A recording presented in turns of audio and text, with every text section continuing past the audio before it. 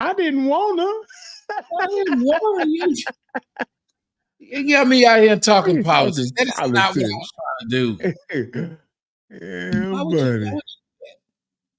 would you have me talking politics? Like, I didn't want her. Now I got to apologize for everything I said. Didn't mean none of Miss Minnie. it. Miss Minnie don't let, what did Miss Minnie? He said Miss Minnie don't let no dogs and no Mexicans. One thing I know about Miss Minnie, she don't let no dogs in here and no Mexicans. That's right. No dog. Man. Oh ass nigga. Yeah, buddy. No dogs and no Mexicans. Let me see. Where did that go? No, let me make sure I sent this right.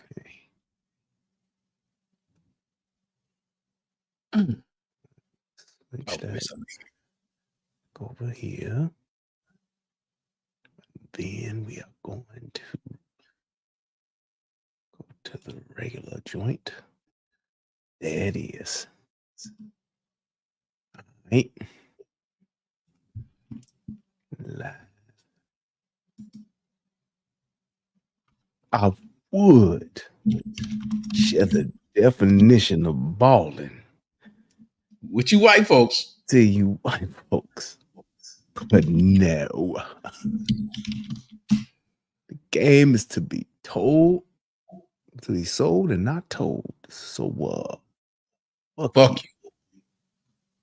Okay. We got a lot of people already watching. They say, oh hell, they already hit the cash out. They already talking about Young Reese put $10 in and said he paying his dues. That's what's up. We got a lot of people out there that's waiting for us to do another damn show. But damn it, man, I'm ready to go. I'd see how I made my special edition camouflage shirt. The enemy of the illogical. Yeah, buddy. See, it used to just be green, but I fucked around and put it in with white clothes, and that's the camouflage shirt. That's tie-dye, nigga. So I told me, they said, I like that shirt. I said, yeah. It's custom made. Yeah, it's custom made. Like Coca-Cola was custom made. The nigga was trying to make medicines and cocaine. Fuck around, made it. Is it true that Coca-Cola used to have real cocaine in it? Yes. Damn. It is. It's not a joke. They were trying to make a thing. That's why you could only get Coca-Cola in a pharmacy. Really? Did not know that. Mm-hmm. I think I would try it. People were drinking it, then they said we might need to take this cocaine. I mean, like, if they released it today, I think I would buy a can. I would. I'm not even gonna lie. I would try to just water it down. I mean, we already drinking apparently babies. They got they said they got feces in that, man. Seriously. You've never heard this? No, don't tell me that. Tell Brian. Yes, they use the I said feces. I meant fetal. Wait. I meant feces, but they got that in there too. They got the parts of the babies like the placenta and shit like that. Get the fuck out of here! No, I forgot what do they call that? When they take the babies, like what they're doing when the people have an abortion. What the hell? They call them feet. Why am I mixing the words up? It's not feces, fetal. Fetal matter. How the hell what are they buying it? Yes. Why do you think they got yes? So they put fetal matter. The cells that they're using. The cells they're using. They call it something because stem cells. Thank you so much. Stem cells. Oh wow. Yeah, nigga. Not in my Coca-Cola. Lord Jesus, say it ain't so. Yeah. And Hollywood has always believed in taking young people and draining their essence. Damn. That's what they did on the Dark Crystal. They were trying to drain the nigga essence. Right. Yes. You think Shout I out to be my lying? man James Horn. Hit that cash out. Man, I never James heard Horn hit that. both of us. That day, we got to shout out James. He hit both of us. Shout out to you, James. I appreciate you. Yeah, David did. Where the hell I been? Practice makes proficient, young Reese. But yes, you have been drinking shit you shouldn't. Damn. Brian, could you do me a favor in your comment section? There's another guy over there. You see him over there. He want to be blocked. If you ever seen that name before on your shows, just look in the comment section, see if there's a name in there you've ever seen. Just go take a look. Let me go over here. Say it's Pepsi. There's Guru Atlas said. Just look up to see if it's a name you've ever seen before. See if there's a name I've ever seen before.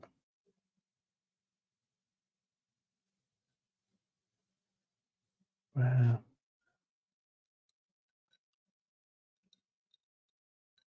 Oh wait, let me scroll up. My dumb. See if you see one of them new niggas.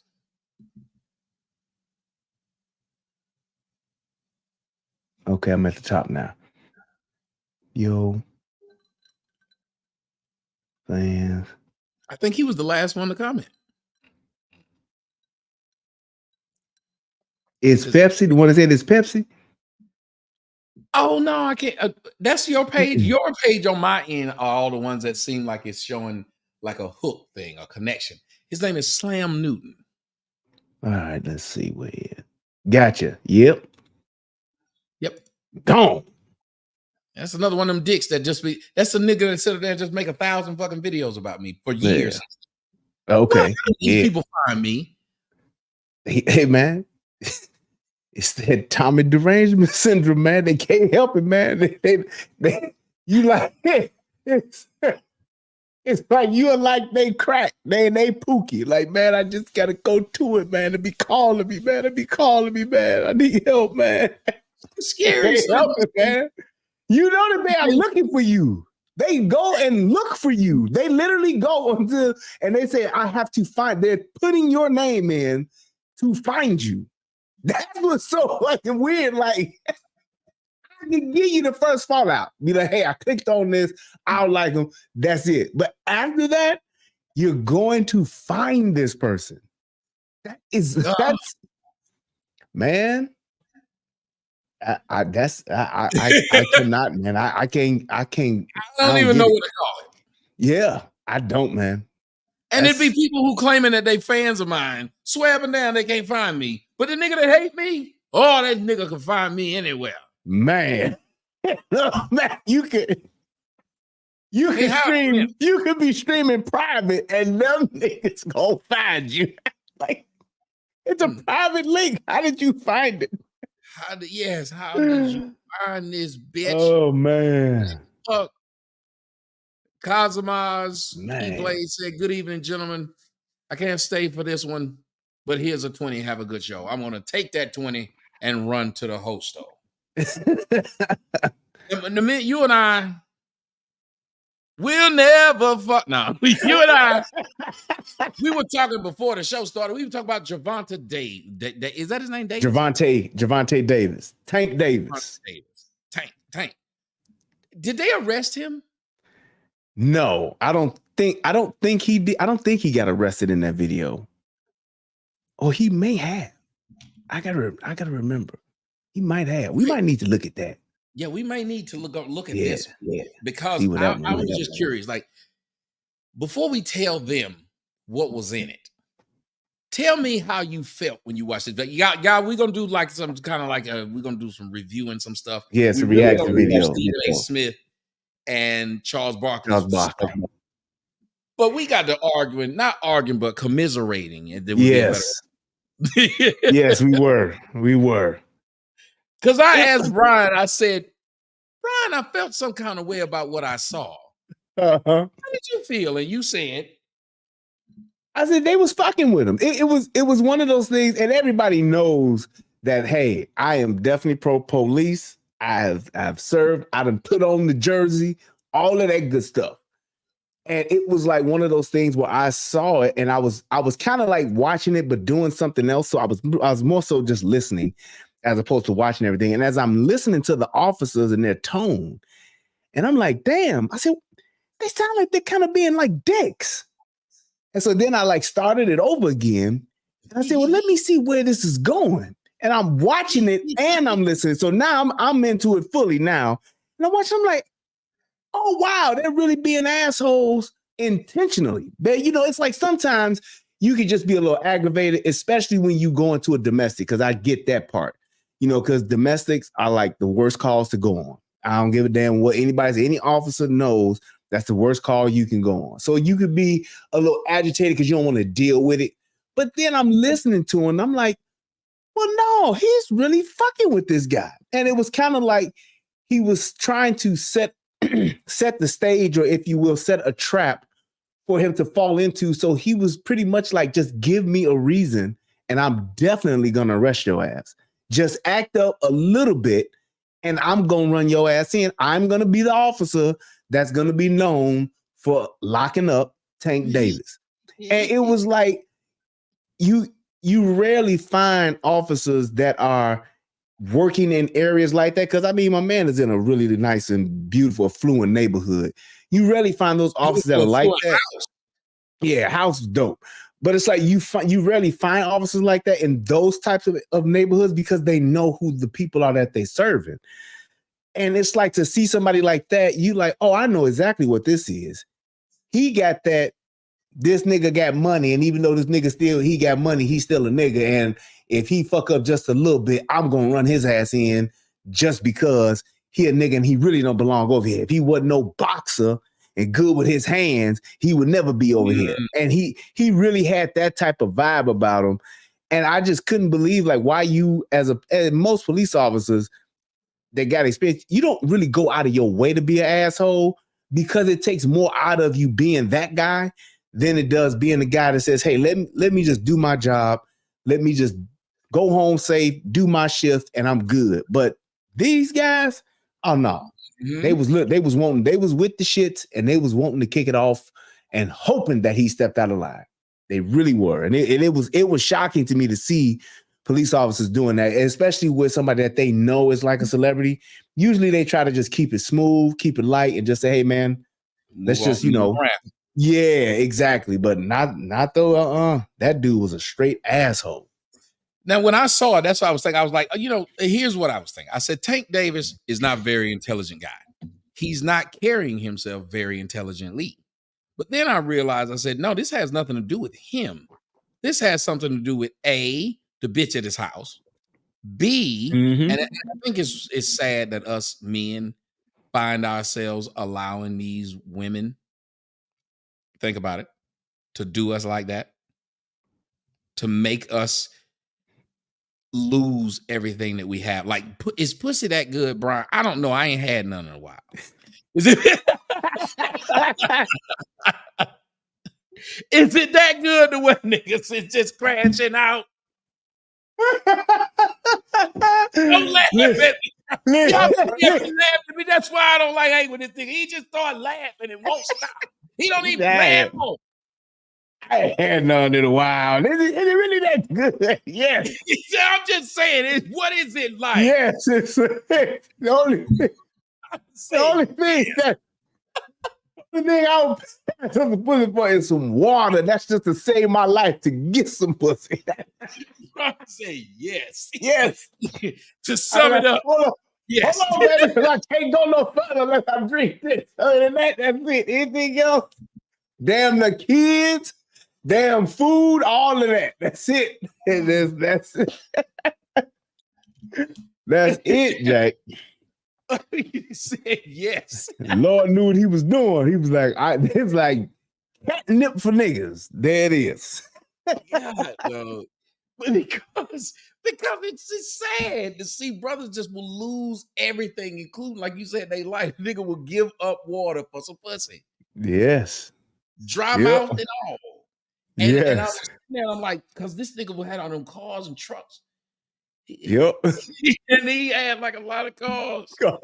And he gave her one of his cars. That was the whole thing behind this. It was sad. I was sitting up there saying, I could see how, how in Bill, when I don't know if you've seen Family Guy. Uh-huh. Where Lois slept with Bill Clinton. Did I see that? I don't Was think it I did see that one. Lois fucked Bill Clinton, and Peter Griffin was sad. He couldn't get over it because his wife fucked Bill Clinton. Yeah. So Bill Clinton came to talk to him. And then the next scene, you see Bill Clinton and Peter Griffin in the bed. He said, "Oh, I see how you got her."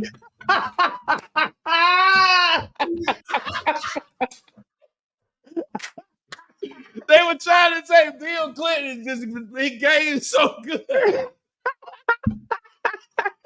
I see how you got her.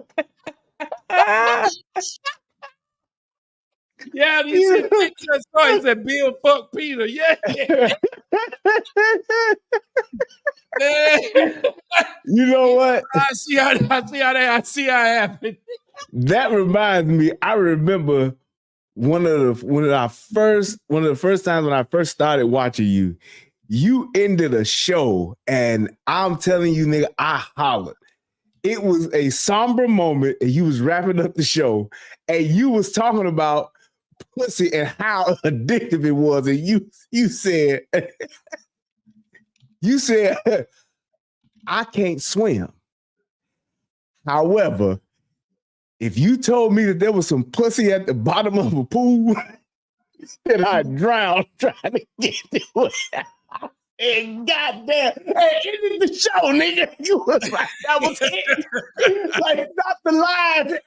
Man, I never forgot that. I just remembered that now when you said it. You said, I can't swim. I mean, it was serious in the heart. He said, I can't swim. But if you told me that there was some pussy at the bottom of a pool, I would drown trying to get it. I said, goddamn, clicked off that shit. Listen, man. I feel you. Oh man, boy, that was hilarious, dude. I was like, yeah, this nigga funny, man. He said, I'd die trying to get it. I tell you what, I was saddened by that part of it because, and I'm one of the main offenders of that. Allowing that other sex to be able to destroy one's life. So we'll talk about that a little bit later. But before, why don't you give us a little setup of what we're about to watch with Stephen A. and Charles. All right. So we have Stephen A. Smith on his podcast, and he is interviewing Sir Charles Barkley, the round mound of rebound himself. Hall of Fame basketball player. Nigga never won a ring, but God damn it, he made an impact. That's right. And he's talking about being on this new show that he has with Gayle King.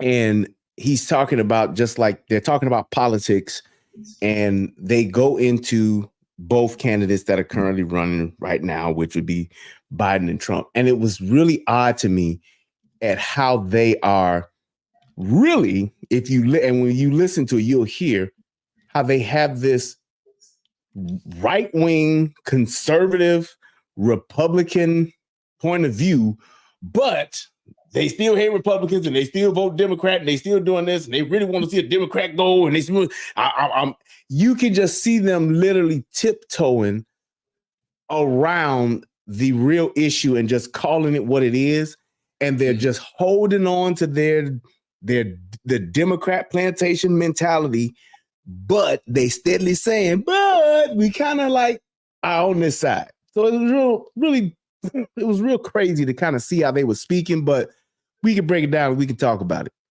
Let's do it, ladies and gentlemen. This is The Life, The Lesson, episode 4. All right, ladies and gentlemen, we are here. I am Tommy Sotomayor. That is Brian Redmond, the Relationship Rehab, and we are about to talk about the individuals that you're about to see. Listen, man. Those two right there. Stephen A. Smith said, first I want to ask you, Stephen A. Smith said he about to go and get some hair plugs. He even saying it. He needs to, man. He needs to get that, like my man, what's the dude on the other show that got that shit done? Oh. Yo, you ain't talking about Fresh and Fit. Yeah. He needs to go get that shit done. He got his shit done. Yeah, Myron, that motherfucker got an ocean now. I'm like, damn. He straight up said he was gonna get it done, and Hell did. yeah, shit, man, please. These motherfuckers wear this weave. A nigga can show enough get a fade, get some waves back in the hair. Hell yeah, he need And to. all they do was take his hair from here and put it up here. Oh They take wow, his so hair like from the back of his head. Yeah, so it's his hair. a convertible. They They closing take the top. flowing hair and move it from back there. Because typically when you go bald like George Jefferson, this hair is forever growth. Yeah. Some odd reason it forever grows. So what they do is they transplant it from back there up here. Up and there. so then now you have this hair and it will forever grow. Yeah. Yeah, hell yeah, man. Tell that, and he need to have them come forward a little bit because he definitely need to bring it back up to the front line. This kid is in full retreat. And shouts out to Dion Rucker who's out there watching. Shouts out to you. What's going on? Thanks for tuning in. Somebody said it cost a pretty penny. Oh yeah, it did. It ain't cheap. Oh yeah. If you're trying to get your hair back, it's gonna cost. Yeah. Shit. Get that money, baby. You can do it. Get that money. When the boy got his own money, he got that ocean of. He got them waves. It's working. Yeah, buddy. He got the waves in that object. I had to take some. I watching one of the Fresh and Fit shows. I had to take some Dramamine. Nigga had a nigga seasick. Seasick. Yeah, buddy. Shout out to Byron. Got them waves back. Nigga said, shout out to Byron. If bitches can admire other bitches' asses and weave, we can admire other niggas' hair plugs. Shout out to Byron. Yes, sir. He just switching it up. Shit, ain't that what they say? He just switching it up. Shit, nigga. Okay, we gonna go into it. Stephen A. Smith with his hairline. Charles Barkley like me and just said, "Fuck it." Charles Barkley looked like that motherfucking cookie on that cartoon. What that cookie name? That SpongeBob Daddy. You'd have to see him. He looked like Charles Barkley. Why is SpongeBob Daddy a cookie? I don't know. I ain't never seen SpongeBob Daddy. SpongeBob Daddy is a motherfucking cookie. He's a cookie? Yes. I ain't never seen that. Hell no, he's a cookie. Tell him that SpongeBob Daddy a cookie. It don't make sense. I gotta see this shit. Yes, but they got a whole squirrel underwater. I mean, they're doing all kind of shit they should be doing. Hell no. I think SpongeBob parent. Let me see. Bob Dad. Bob parents. With those glasses on, boy, you ain't shit. You just looked it up. See, I told you, I'm not lying. You ain't shit. I watch too many cartoons. Oh my goodness. Hell no. You got some glasses, so you can't even see that nigga eyes. The glasses so right. You see him. You see him. Yeah. Oh. Wow. That's wild as hell. You know what I'm saying? That's why you can only get away with this shit in the cartoons. It's like, but and the nigga name is Harold Squarepants. Harold. And you know that's a nigga. That's an old nigga. Oh, Harold Squarepants. Hell no. That's funny. Yeah, I ain't never seen that nigga before. Harold got a little hat on too, a little Stetson hat. Yeah, right. You see his mama got them baby hairs drawn out. Yeah.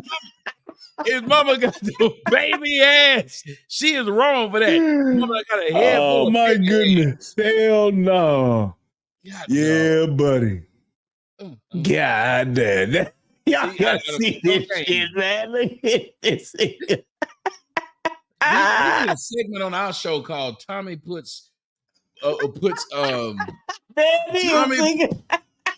listen, we did a segment called Tommy puts Brian on game. Tommy puts it. You see it? You done put me on game tonight. This nigga put you on game. Squarepants and Fetus Matter in fucking Pepsi and Coke. Well, we gonna have a segment every show where one of us will put on some game. We got. Oh man, put me on some Yeah, game on how buddy. good pussy was doing this show because I've been out the loop. That's wild as hell. SpongeBob, like a sponge. Nigga, Harold SquarePants, nigga. Never met him. Oh my goodness. Okay, here's what we're gonna do. We're gonna go ahead and play it, and you tell me. We'll have like a church thing. Whenever you want to pause, throw that finger up. Gotcha. Throw your finger up, and ladies and gentlemen, we're about to listen to Mr. Stephen A. Smith and Charles Barkley talk about race and politics. Here we go. Yep. How are you going from doing that and having fun talking about basketball to doing King Charles, your show on CNN with you and Gayle King? By the way, airs tonight, this Wednesday night. Definitely, you're gonna look forward to that. I gotta admit to you, I was kind of surprised because I know how passionate you are about certain issues, and I get that. But I watched you on with Gayle King a few times. You look more and more polished and more comfortable talking about serious issues and politics and all that stuff, more so than I've ever seen you before. Talk about that for a second, because that is definitely a change for you to some degree, in my opinion. Well, it's definitely a change. Stephen A., when you're a jock, obviously things have changed, but these guys have all these social media platforms. They can say what they want to. And now you guys are asking them way more stuff about life, which I think is really cool and important. They're not just shut up and dribble. They're really important. They got vast amount of wealth that they can really do. Brian, that's for you.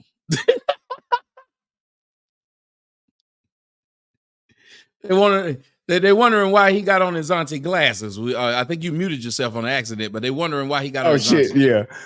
Hey, but have you noticed that I guess he must have some new veneers or something, because he kind of talking like that, like the teeth in a way. He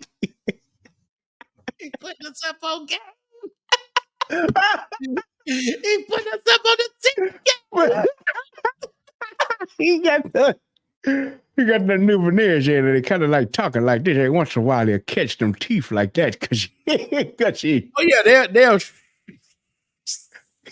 the air just flow in between them because the seal ain't uniform. Yeah, he kind of sound like that. Like that gopher on Winnie the Pooh. Sound like Kwame Brown. Yeah. Shout out to Stephen A. Smith. Somebody said too much. My man David said too much fixing it. But I'm gonna ask you this. When you're thinking about Charles Barkley and a lot of these old brothers, they seem to think that, because I've seen a few people do it, and maybe I'm lost on it. So you can put me up on game right now. Okay. Why do people say, when you see that they look like his aunt glasses, they'll say, nigga, these are, and then they'll name some high-priced brand and how much they cost. As if that's no longer supposed to make them still look like my aunt glasses. Why do they do that? Put me up on game, Brian. Brian, I'm gonna need you to put me up on game. Put me up on game. Here you go, Brian. It's time to put me up on game. We need a video thing that go on your face and put me up on game. Tell us why this is. Well, Tommy, what they're trying to say is that because of the price that I've paid for said item, that should put me above any and all criticism that one may have of the style of whatever it is the item that I am wearing. Henceforth, giving me what we would call a free pass to wear whatever it is I would want because of the price tag. There it is. Ladies and gentlemen, Brian just put me up on game on why niggas do this. Because if that's the case, if a nigga say, Tommy, you gay, I'm going to say, do you know how much I paid to get this nigga to suck my dick? Yes. By that logic, that would be correct, sir. I'm no longer gay because it cost a lot. Nigga, you up there simping for these hoes. Do you know how much that ring was? I bought that bitch. Right. Hey, nigga, that's a Leo diamond I bought that bitch. What you talking about, nigga? You know, I always wanted to. I was gonna buy me like a diamond mine and start making me. You know, fuck Jared. Fuck Jared. Yeah, for him who's selling the diamonds and the nigga that's selling the Subway, giving your kids 6 inches. He trying to give a nigga a foot long. Look at him. Fuck him, fuck K. Right. Every kiss begin with K. That's just I got a kiss is literally what you said. Yeah, buddy. What I would call my diamond mine is I would call them. I would say my diamonds were Neil. I would change my name to Neil. Neil's diamonds. Neil's diamonds. Isn't there Neil Diamond?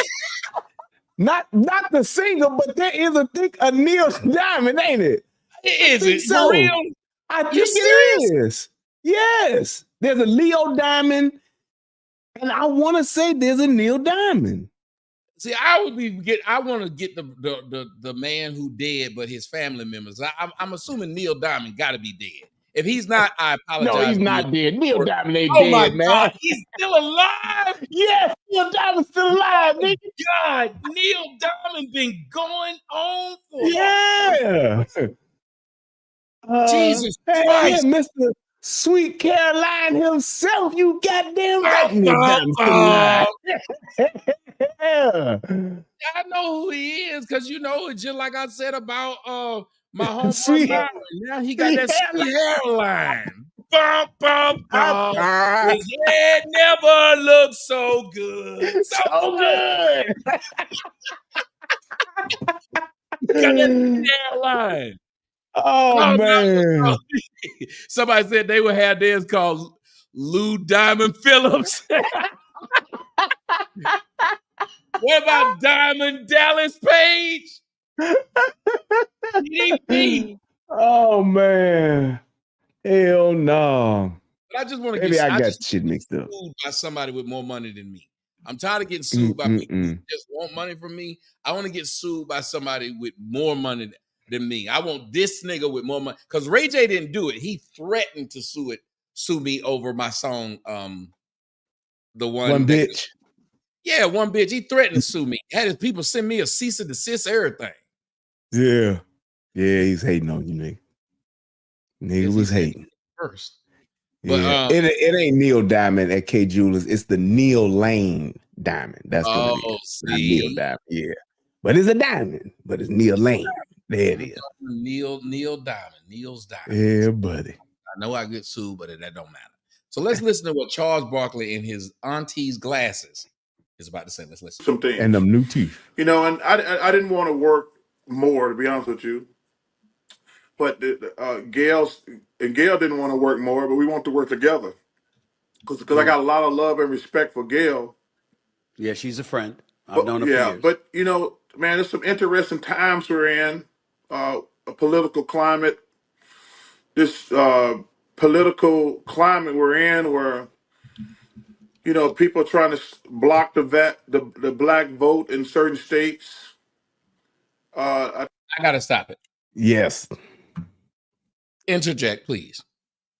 I don't know why someone who has this much money, both of them, why they would still promote this type of propaganda. I get it why the Democrats are doing it, but I don't know why somebody who doesn't have to pander would do this. They have been saying this for years now, and I don't know why people aren't like saying, y'all need to stop it. This whole thing about stopping the black vote, because anybody that says people should have voter ID, they try to say that that's blocking the black vote. You're trying to keep minorities from voting. Nope.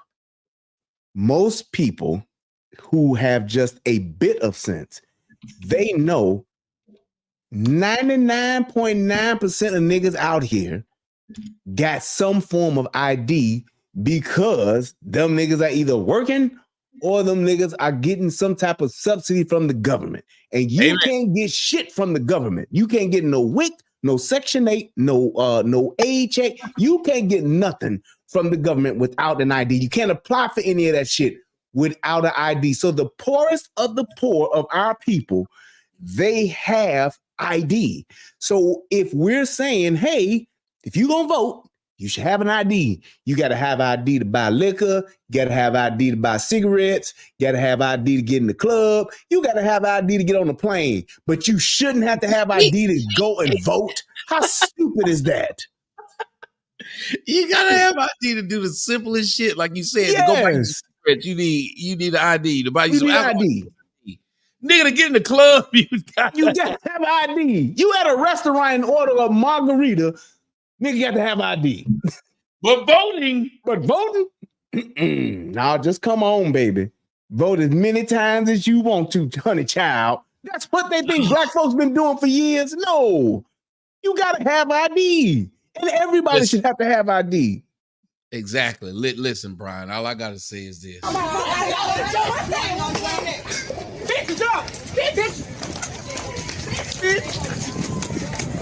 Work that hoe, Keita. Work it, Keita. Work that hoe. Work that hoe, Keita. Work that hoe, Keita. Work that hoe, Keita. Work that hoe, Keita. Work that hoe, Keita. Work that hoe, Keita. Work that hoe, Keita. So I didn't know so I get down, Keita. Work that hoe, Keita. Work that hoe. Work that hoe.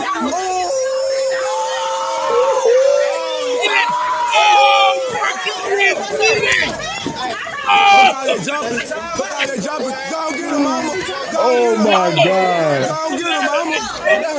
Go get him, mama. Oh, black holes, baby. Oh, black holes. They ready for it. They flouted the Look at that nigga there. Why in the fuck are black women not the #1 UFC fighters in the world? Man, I don't know, but the first 12 to 15 seconds sound like a nigga was playing ham-bone, boy, with all that meat smacking each other. Yes. All you heard was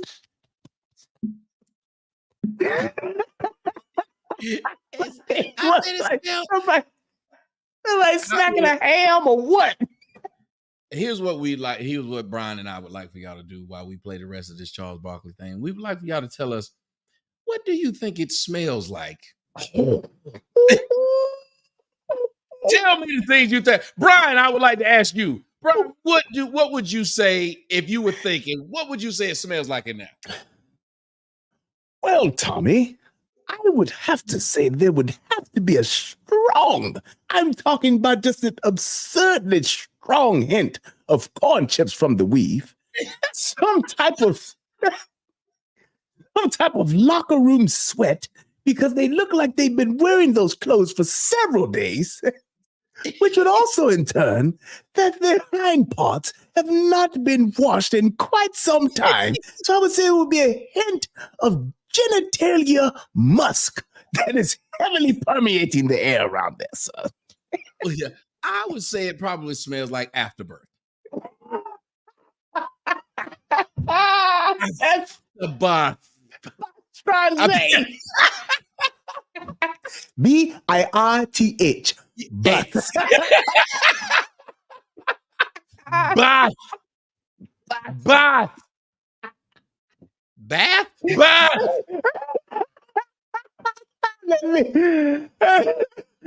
Oh my God, that nigga Nelson was sitting there like.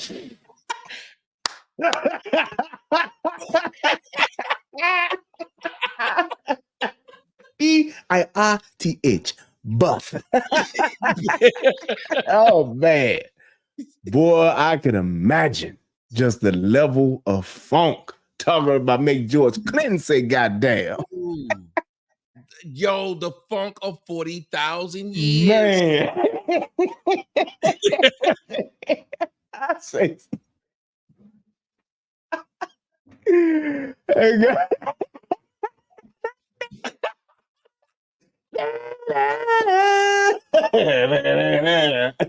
As soon as they got to fight, they went dun-dun-dun. It's close to midnight. Oh my God. Man. Yeah, buddy. Terrible, just terrible out there. And back to Charles Barkley, because that is terrible. That's Just terrible. terrible. We really need to pay attention to that. People are being really harsh. I'm a big proponent of gay, transgender people.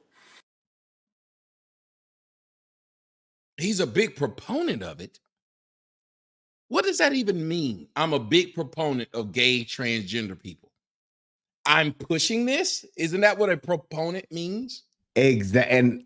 And my thing is, I've never heard Charles Barkley speak like this. And that's why I said, oh, so you just gonna pander your way now. Just to keep your job, to enhance your whatever. It's like I've never heard him speak like this. I'm a big proponent, Ernie, of the gays, the transgender, the bodies, and whatever you want to call yourself. I'm just a big proponent of that now. It's like you ain't never heard Barkley say no shit like this. Like ever in life. I've never heard. Have any of y'all heard Charles Barkley say these things? Because if you have, please let us know. A big proponent? Since when? Well, about 5-10 minutes ago, before I started this interview, they gave me the script to read, Ernie, and I'm just reading what they put here on the teleprompter. It's crazy. And when you got people like Charles Barkley who is just willing to sit there. Yep. Maybe I'm wrong, but I just don't see me saying, you bring me on your show, and then I just invite myself to say something stupid. Like, am I wrong? I guess maybe I couldn't call it stupid. Maybe it's not stupid, but I just think it's odd. I don't know. But here's the other part to it, because Stephen A is gonna join in and be right there in lockstep with him. He's gonna be right there with him when he says it. Doubling down with him. Don't tell me he's gonna watch. Smith is gonna sit up there and say, let's see, fuck it, I don't believe. Yeah, there's a lot of hate and discrimination going on against gay and transgender people. Because I want to make sure I stand up for those people. Because, there are very few people who are going to have enough power to stand up for those type of people. And I always want to make sure I stand up against any form of discrimination. And well, by logic, when he continued to talk, when he talked about people who were doing crime, isn't that standing up against them too? Let me point something out. Hold on a second. Having some Murgatroyd. When you're going to sit up there and pander like that, what? Okay. But let's get back to Charles Barkley trying to explain to us that that's what he does, is make sure that people who are disenfranchised get their just desserts. Very good, very confident. Like I say, I don't think I'm always right, but if I see any hatred, we got a lot of anti-Semitism going on right now. I'm standing up for those people because I want them to stand up for me. That goes back to my original thing. Like, hey, man, I want allies. I'm not trying to alienate anybody. I don't want to be on an island by myself. Anybody want to help black people? I want your help. I want your... I'm sick of people talking bad about Alienation. I love that movie. That TV show, Alienation. See, this is why Brian don't want to do a show with me 5 nights a week. Alienation, man, was a great show. I don't know why everybody think Alienation. I love that show. Man, such a good show. They just didn't give it a chance. Yes, I wish these people would stop talking bad about Alienation. Let's go. Support, because the wealth gap in this country has exploded. Things have. We got this presidential election coming up. That's a really, really big. That's where I was going. It's a really, really big deal. We got 2 candidates. I'm not happy with either candidate. Neither am I. I think that Mr. Biden's had a great life and career. I just think he's too old to be the president. Yes. And so wait a minute. So you're alienating old people? By his own logic. Didn't even think about that. Yeah, he did. Listen, this is why nobody want to have no conversation with me, man. He did. What you said against you. Yep, he just did. Just sit up there. Now you may. Real. He's been really good president. He's been really. And he locked up the most niggas, but we excuse that. This is a black person saying this. They literally wrote a bill. He was the one who got there and said, I don't want these niggas in my neighborhood. I don't want them going to the schools that my kids going to. They're going to knock my mama upside the head. I don't want to have nothing to do with them. And then Hillary Clinton chimed right in and said, yeah, I don't want to be around these super predators. No way. And remember, Joe Biden explained it further by saying, I understand that they've had a bad life or didn't have money or bad upbringing. He said, but that doesn't matter. Yes. Lock So their ass up. He didn't care what you had been through.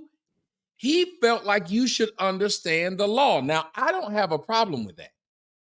I'm just saying that now he's turned around and speaking differently, saying that the Republicans don't understand where you came from. Well, they shouldn't have to have the Republicans understand. They never lied and said they did. You did. Exactly. And he's right there waving the flag. It's like, how do we allow, I mean, because I get it. If he gonna, switch the game up and get on a different team because it's gonna benefit him and his career, I can see that part. But how do we let him just switch up and do that and we don't say nothing? Like, goddamn. It's just like how everybody, all the niggas if you don't vote for me, then you ain't black, just slide on by.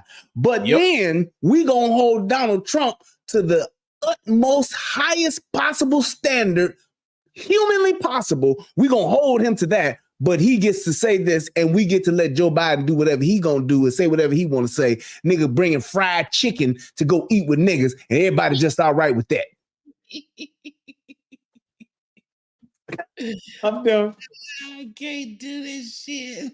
But I will. Let's go ahead and get back to it. Let's get that shit out the way. But every black person I've known my entire life has always voted Democratic.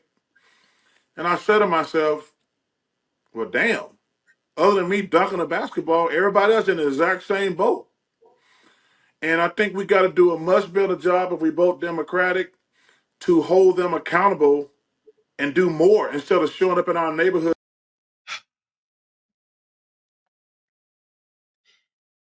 I want you to pay attention to what he said. Other than him being able to dunk a basketball, Mm-hmm. everybody else is doing the exact same. Yep. This man act like there's no such thing as black doctors, black lawyers, black actors, and the black guy that's on whose show he's on can't dunk a basketball. So I don't understand how he just boiled black people down to either you're an entertainer or you have nothing. Yep. And here's my thing. He said, I voted this. Everybody I know, we've all voted this amount of years for the past 40 years. We've been voting this way. And we don't have shit. You don't see any improvement. It's the same thing. And you've been watching it all this time. And I'm going to say this.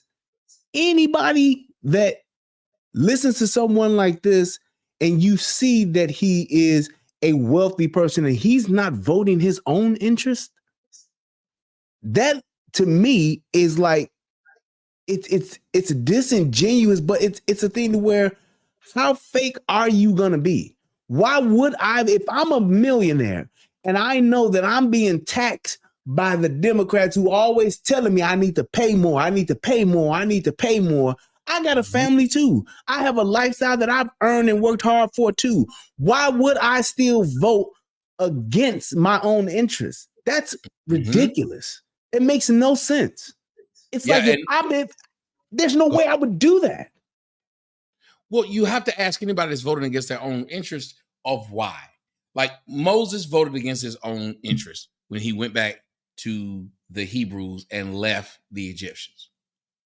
But there was a reason. He found out he was Hebrew, saw what the Hebrews were going through, and felt like he could be an intermediary.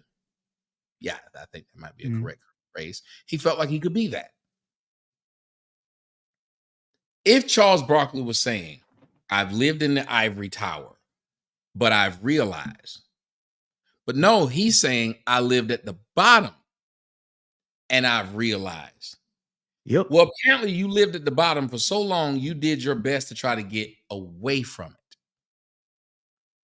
You also probably had people as you grew up in Alabama, and I grew up in Atlanta, and we're not very far apart. We're not very much different. Charles grew up seeing a lot of dudes that was selling dope, that was making money. He also saw a bunch of blacks who, especially since he's out there near Tuskegee, he saw some blacks go into dentistry. He saw some blacks go into to be veterinarians. He saw some blacks go to the military. He saw some blacks start their own business. He's seen more than one type of black, yet he boiled us down to entertainers, broke. Yep.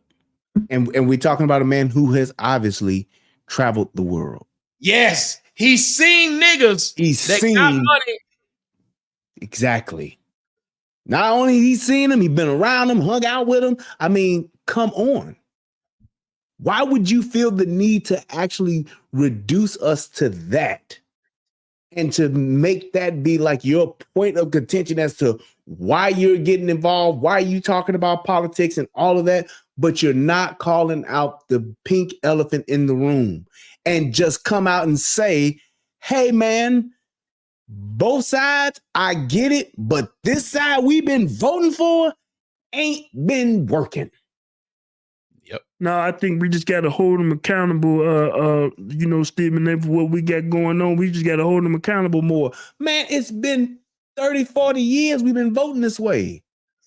Why would we continue to vote this way? Somebody said he's from Leeds. He's not from Tuskegee. I didn't say he was from Tuskegee, nigga. I said Tuskegee's in Alabama, bitch. That's the only thing you took from that Frank W. God damn. I didn't say the nigga was from there. I'm This saying nigga from Alabama. He been on every word. You be like, Alabama. He knows what type of people come out of there. I'm from Georgia. I don't like University of Georgia, but I know what kind of people they graduate. I'm not a fan of Georgia State like that, but I know what type of people they graduate. Georgia Southern, you, Brian, you're from Illinois. You know what type of people come out of Chicago University, lawyers. You know what type of people come out of Xavier. You know what type of people come out of Loyola Marymount. You know what type of people come out of I can't Chicago even State. Bet your ass can. Yes. Yes. I bet you motherfucking can. You grew up having to know these places, right? Yes. It's what you do when you live in a state. That nigga sitting there, boy, taking them notes down. He said, yep, he said that. That was right. He said that. He said, Leeds. Hold on. No, that's wrong. Let me type that in. He's not from Leeds. He's from, man, yo, get your ass out here. I never said that. I do got to ask you something, though, because I don't really tell people this, but I grew up. I wanted to go to school in Illinois. Really? When I was a kid. You know what my favorite college basketball team was before it became North Carolina? Fighting the Illini. Look at you. Yeah. You guys had a hell of a squad, didn't y'all? Yeah, man. That is probably one of the biggest mysteries in the state of Illinois. Someone should really do a documentary about this shit. Yes. Our college football and more so basketball, we should be one of the top basketball college towns in the fucking country. Period. There are too many. We have had too many legendary basketball players come out of Chicago with our college. Do you know how long ago Fighting the Illini was? Y'all got Marquette, the Fighting Illini, and Loyola Marymount. Yeah, that's just the name three. I was about to say that's just the name three. Yes, and I mean, and we talking about these are schools. Any one of those schools could go, and whoever they have on their team right now, they could probably go to any inner city basketball court and recruit basketball players better than everybody that's on their team. Yep. And y'all And had we- like a hellified athletes come out of Chicago. Man, Fuck the state. yes. Just the city. Yes. Even, I mean, this has been going on since the 80s. This ain't, oh, it just really took off in the 90s. No, even back in the late 80s, we had ballers. Mark Aguirre, Tim Hardaway. It's like, dude, I don't get it. I don't understand it. They need to do a documentary. I'll let you throw it out before we go back in there. What the fuck do you think happened? Because I'm telling you, I was a huge Illinois Fighting an Ally fan. And I lived in Atlanta, Georgia. That's how big it was. And we've talked, me and my friends, we've talked about this. I don't understand it. Why would these people not recruit from the people that are like in their, I mean, we're talking about an hour away from all of them damn schools, an hour, 2 hours away. Why wouldn't they recruit from the kids that are in the city? Like, shit, you would go grab a kid from somewhere else. DePaul used to be a motherfucker. I don't understand. It is like no one knows the answer.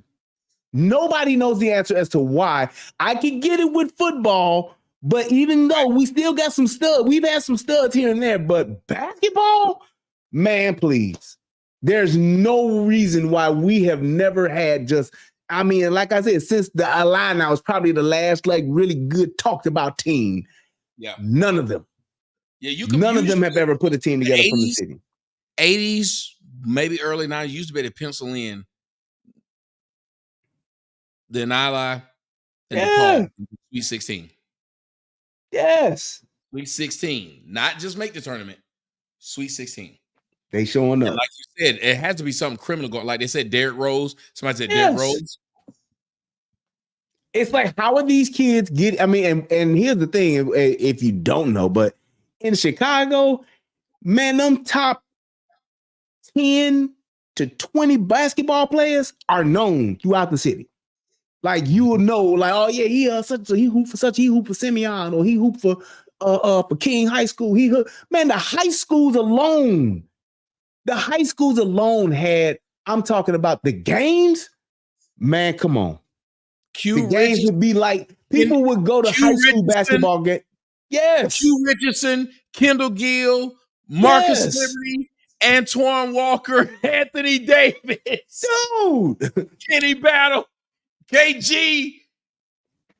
That's why I say I would literally want to just see some type of documentary where they went and talk, right? Isaiah Thomas, where they just went and talked about these people and said, like, hey, how come you guys never recruited any of these top ranked, nationally ranked elite basketball players? How come y'all never recruited them?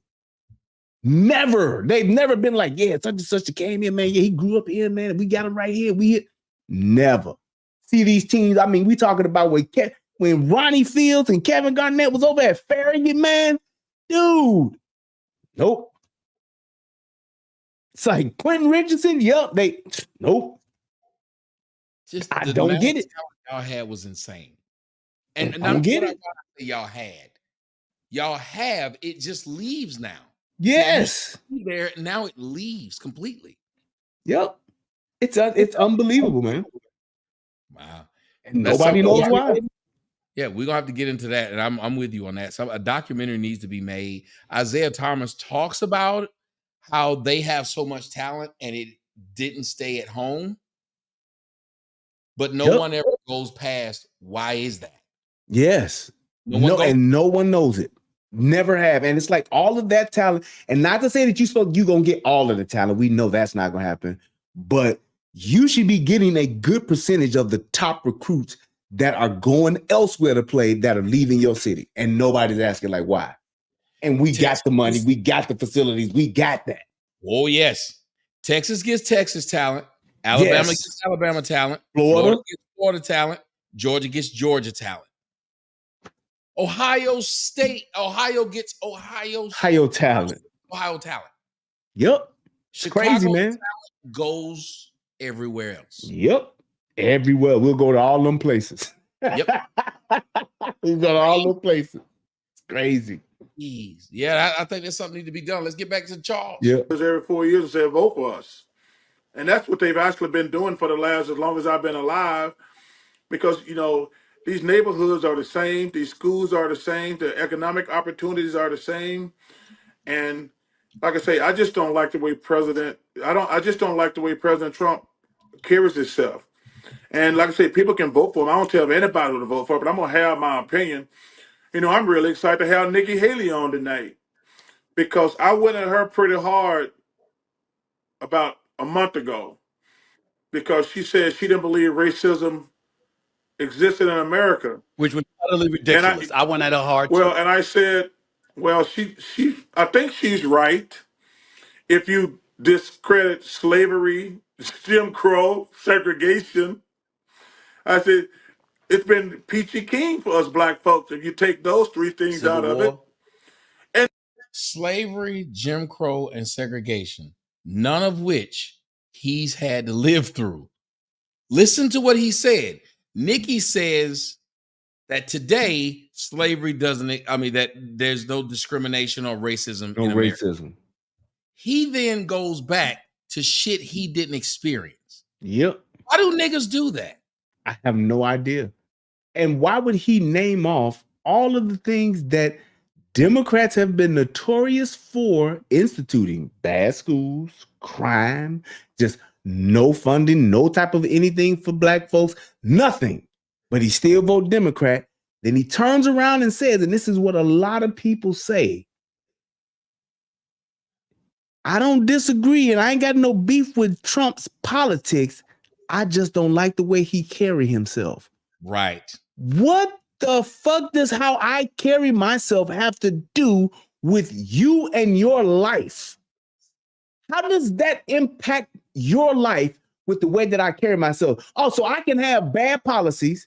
I can have all kinds of just shitty politics. I can be the worst politician out there. However, if I carry myself right, hey, you voted for me.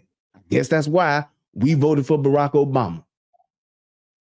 I guess that's why, because he could carry himself in a way that was acceptable to black folks.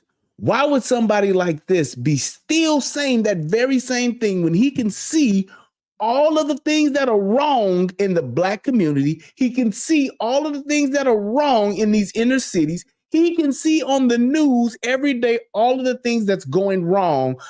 But the problem he has with Donald Trump, he don't like the way he carried himself. This is the man who threw a motherfucker through a plate glass window.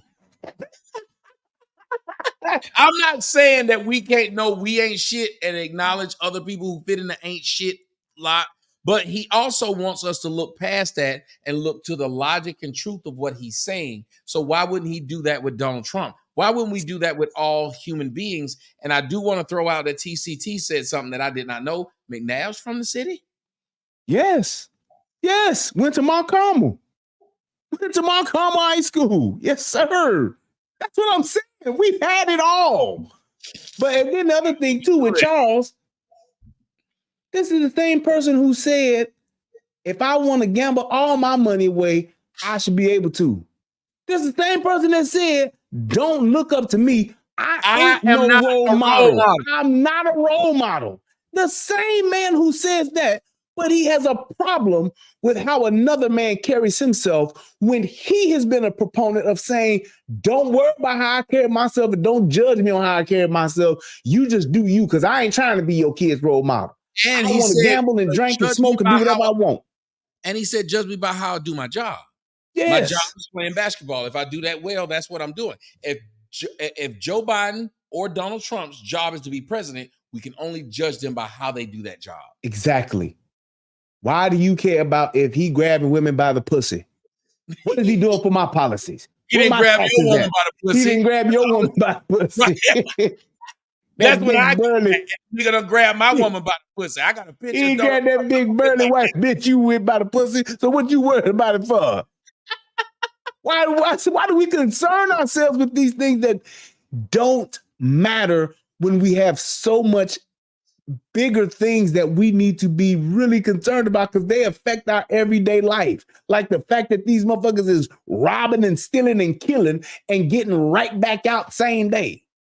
Ain't worried about that. I just don't like the way he carries himself. Man,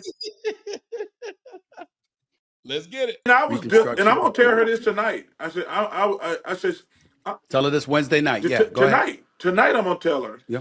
I'm gonna say, listen, I'm not mad at you. I'm disappointed because I'm looking for somebody to vote for. Because my vote means something to me. It might not mean a damn thing to anybody else out there, but it means a lot to me because I look at all those black people who've been beat with sticks, nightsticks, dog sicked on them, spray hose. They're out there marching for me to have the right to vote. So my vote means something to me.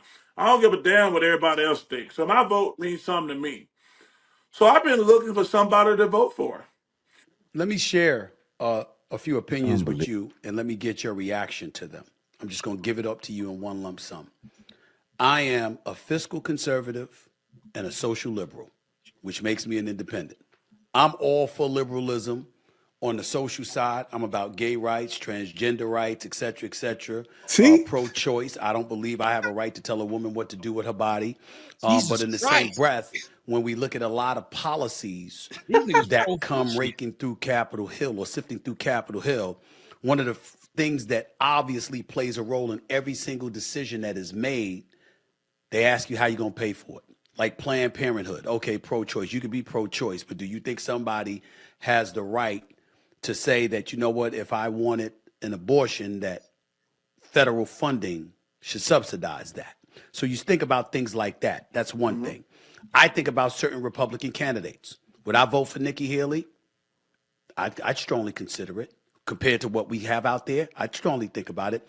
I was a fan of John Kasich when he ran in 2016. Hey, Stephen A. I know. John Kasich is the only Republican I've ever voted for president. Wow. You voted for him? I did. Wow. He's the only Republican. Never, He's the only Republican I've ever voted for president.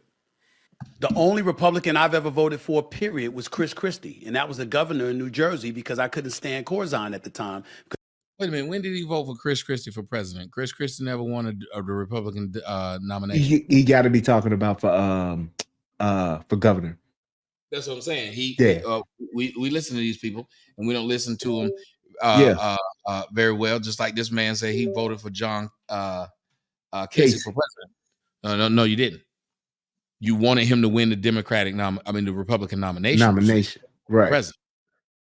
But how can? But again, they know they talk to black people.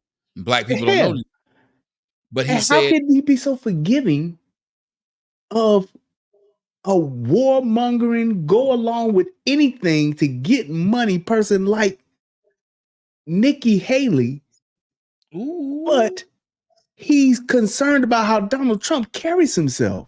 You talking about a woman who's literally sold herself to the highest bidder and then turned around and said racism don't exist when it offended him, but he's still willing to forgive her and vote for her, even though she has no indicator of saying, yes, I'm going to do something for the people that he would consider themselves to be an independent, or for black folks, period. She has not proven herself one bit, but you would vote for her regardless of how she's carried herself, but won't vote for Trump because you got a problem with how he carries himself. Damn his politics. Even though his politics have proven to be beneficial to everybody, you still won't vote for him.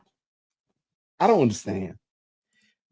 And it's the fact that they will say these things, and they're pretty, what would you call it? What was the word? They really believe in the shit they're saying. They don't think there's anything wrong with it. They think it's okay.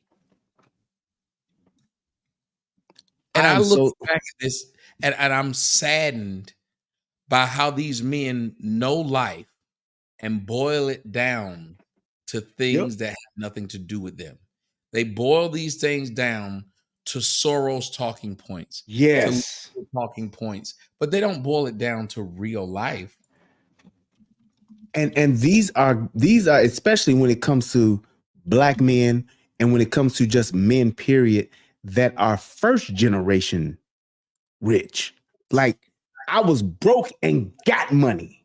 Not I was born and had money. I'm broke.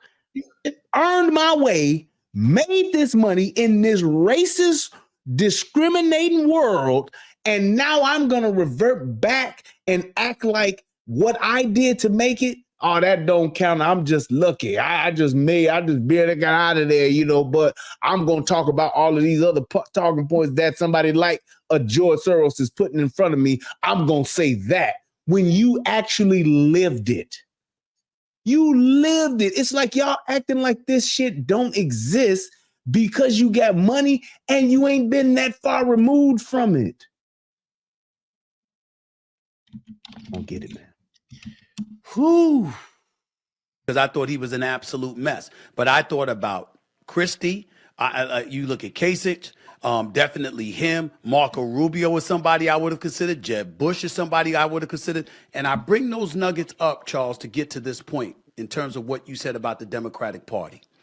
I despise when folks look at Republicans and automatically throw out the word race, because that implies that on the Democratic side, none of them are.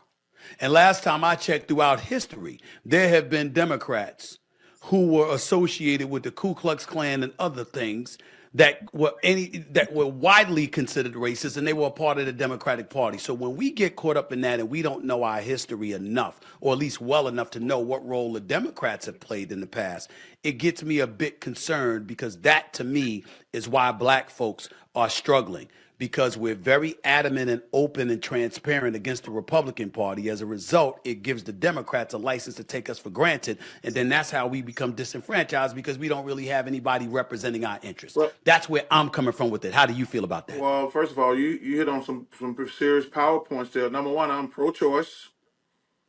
I'm really Back with pro-choice. me. I don't think we should tell women what to do with their body. Listen. How do you feel about that when they say that? They say it with such conviction. We should not tell women what to do with their bodies, but what their body is housing is half of us. Exactly. And it's like they just are totally fine with just saying that. That just being what it is. Like, I'm totally fine. Yeah, that seed that I planted in you, yep. Yeah, you can just do whatever you want to do with that, baby. You want to kill it? Go right ahead. I can't tell you what to do with your body.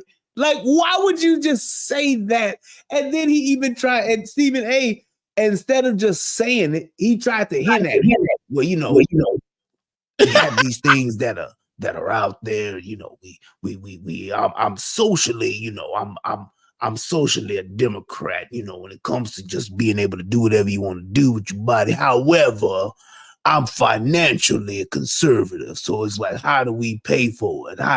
Who's going to pay for it? It's like, dude, if you concerned about who's paying for it, then that's what you really with. Because you know who's going to pay for it. Everything that's on the other side's agenda. They want us all to pay for it. They want it for free. And they want to tax us to do it. So it's like, if you know that, why not just say, hey, man, I don't agree with a lot of things that's going on. I agree that people should have their own freedoms, but I don't want to pay for it.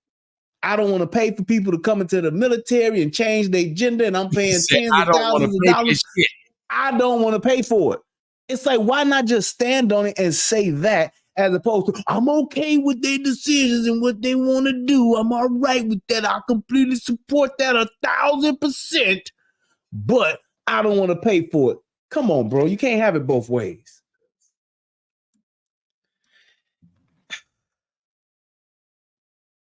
I just have a hard time hearing men say openly it's a woman's choice, and then turn around and say men have no say so.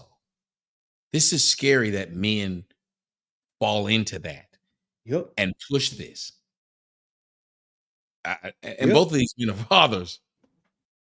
Both of them.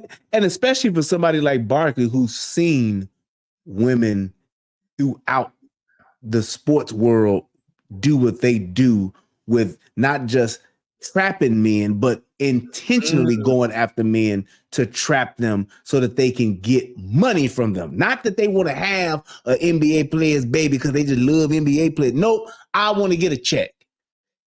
So it's not about the kid, and it's not about, I want the right to choose. It's about, I want the right to have power over your ass. That's it. Because if there was no such thing as child support, if there was no such thing as a come up or WIC or Section 8, whatever the case may be, you wouldn't be able to get a woman pregnant unless you paid her $50,000. She'd make sure You couldn't run up in a bitch raw if she couldn't get from you. Exactly. Half the niggas that's fucking bitches that got money, they wouldn't be able to fuck these bitches because the bitches would say it's not worth it. Yep. They'd be popping after morning pills like pears. Yep. Jeez. All right, let's get back to Charles. I think the one thing we have to realize, both of these parties are full of shit, Stephen A. That's the first thing we have to.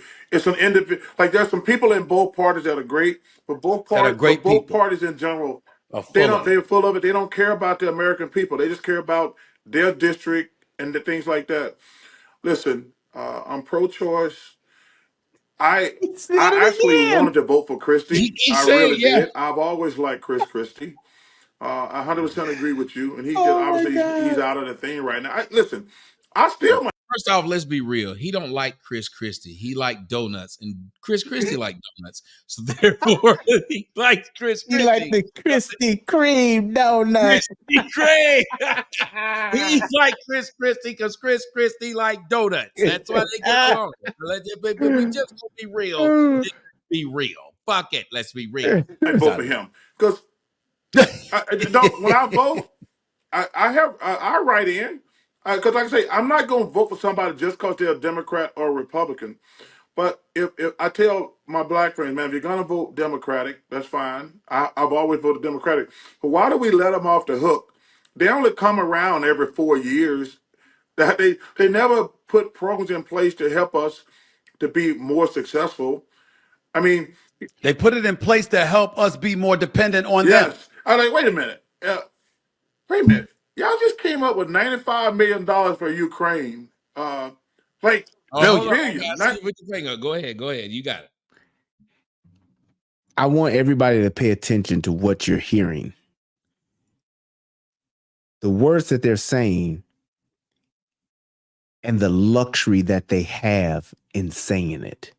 Because they know no matter, they can vote Democrat, and no matter how terrible Democrats make it for those of us that are the working middle class, for those of us that are the everyday blue collar working man and woman, no matter how much our lives are impacted, they're in their little wonderful bubbles in their own worlds, and they got enough money to weather whatever storm these Democrats throw at it.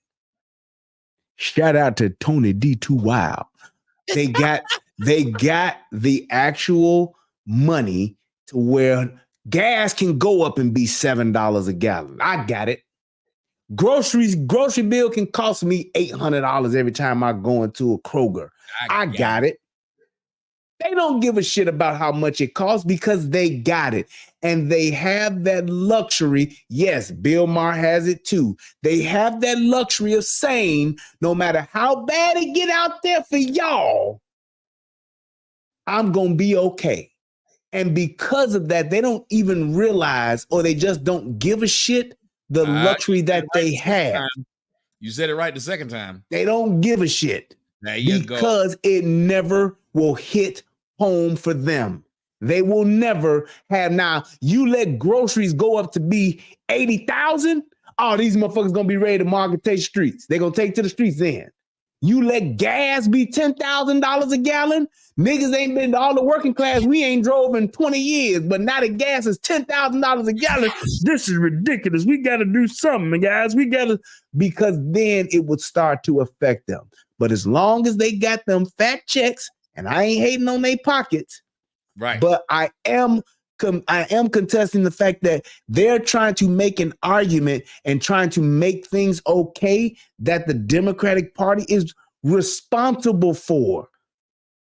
And they're trying to pass it off as just saying it's bullshit on both sides. No, because gas was $1.62 when I moved to Texas, and the shit didn't go up until Joe Biden got in the office. Now the shit is $2.75. It didn't have to be that high. But the fact that they wanted to change the rules, they wanted to buy into this Green New Deal bullshit, and it costs us everything. My electric bill is $500 a month because of those fuckers. And they don't care because they can pay it. They can pay $1,000, $1,200 a month light bill at every one of their houses because they got it. But what about the ones who don't? And it's the same man who just said, I'm trying to stand up for everybody. No, you not. You full of shit. I digress. You know what? You know what it sound like? What? It sound like you from Chicago, nigga. I'm from Chicago, nigga. Nigga. Shit. That wild honey's coming out.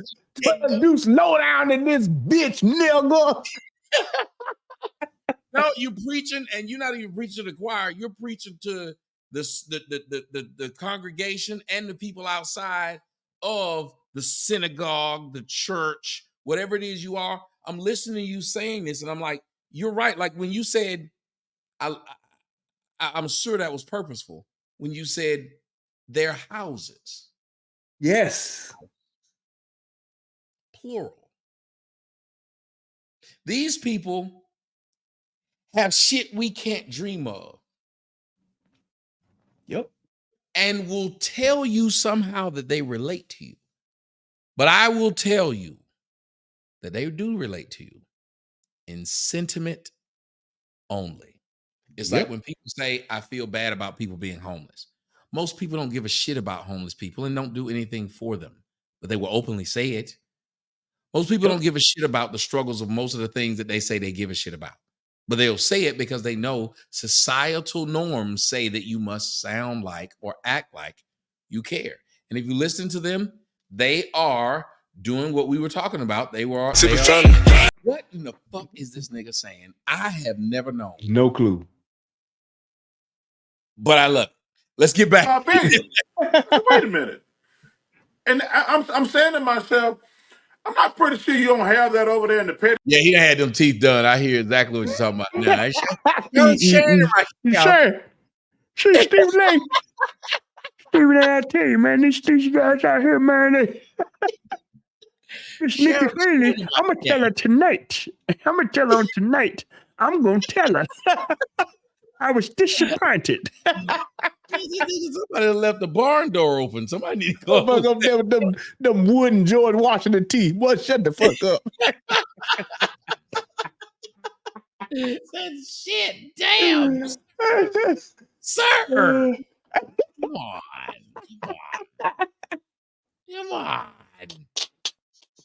Damn it. Oh my God. You ain't just whistling Dixie. The cash drawer. If you came up with $95 billion, and what about the trillions they printed out when COVID was going on? But like, wait, could we have been using that money to improve the public school system and things like that? Homelessness. Yes, because homelessness. Well, listen, man, and this crime wave we got going around the country where people just running in stores. This is crazy, man. This is crazy. People just running in stores, robbing people, all this homeless stuff. It's just to the point, yo, man. We elected y'all to do y'all job. Y'all do your job. Stop this homelessness stuff. Get these people off the street. Find some other way to leave them in front of just out and taking advantage of the public. And hey, if you come in these stores robbing people, number one, it's open season on your ass. But also, if we catch you, you're going to jail. Yeah. You know, I've been coming up here to New York. Haven't they been going around? I know Bill Maher said it, that it was horrible that Donald Trump said exactly what he just said, which was it's open season on your ass if you robbing somebody. Donald Trump said they need to be able to shoot them. Yep. And then Charles just said the homeless people are preying on the public. And I guess that means he's saying asking for some money is preying on the public, and we give our money and taxes and stuff for you to take care and get rid of these people, which is basically what a lot of rich people say. We understand the homeless exist. we need for them to be out of our preview. Yep. We don't want to see them. Pay our taxes. We pay our taxes for you to keep this motherfuckers out of the way. Yep. That's what he's saying.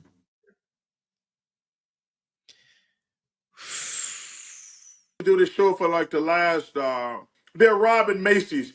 Anybody, whether you're a Democrat, Republican, a dog, a cat, or a puppy, you know that's wrong, period. But it's woke culture. But with woke culture and everything else that's been going on, you've got folks on the left that have endorsed a more lenient legal system, and obviously folks on the right going crazy about it and calling for law and order. Who do you side with, considering our iniquitous history, what's going on today, and who the candidates are in terms of Biden and Trump, in all likelihood, running for office? What do you do, Charles? Who do you vote for? First of all, we need law and order, Stephen A. If we're gonna, I agree. If we're gonna, I'm with you, dude. We need law and order. Hey, trying to fix inequalities has nothing to do with letting people go in stores and rob people. That has nothing to do. That has nothing to do with diversity or handling inequalities. Letting random people just run in all these stores stealing stuff, and because innocent people, they should always be protected. But we need law and order. Yeah, do we need to address diversity and inequalities? 100%. But to go out here and says, oh, like this, that's my personal favorite. Unless you steal $1,000, we're not going to press charges. Well, Stephen A., I want that same damn deal.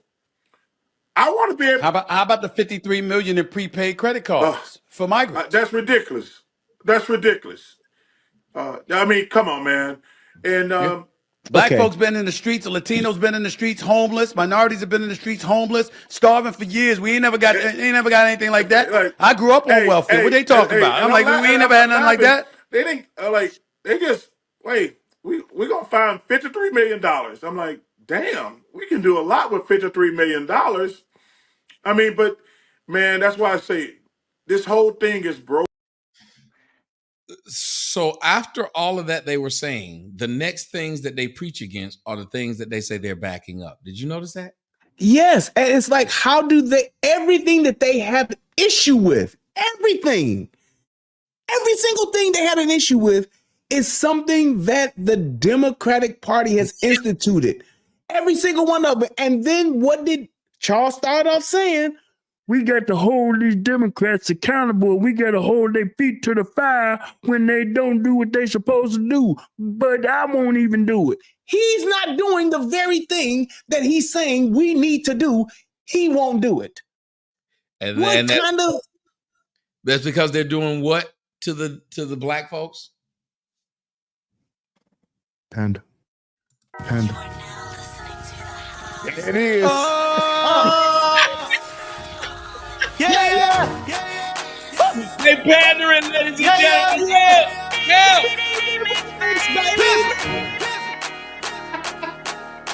It's what black folks do, baby. Look here. Shit can't be against the rules now. I mean, the shit can't be against the rules now. I fuck with this nigga.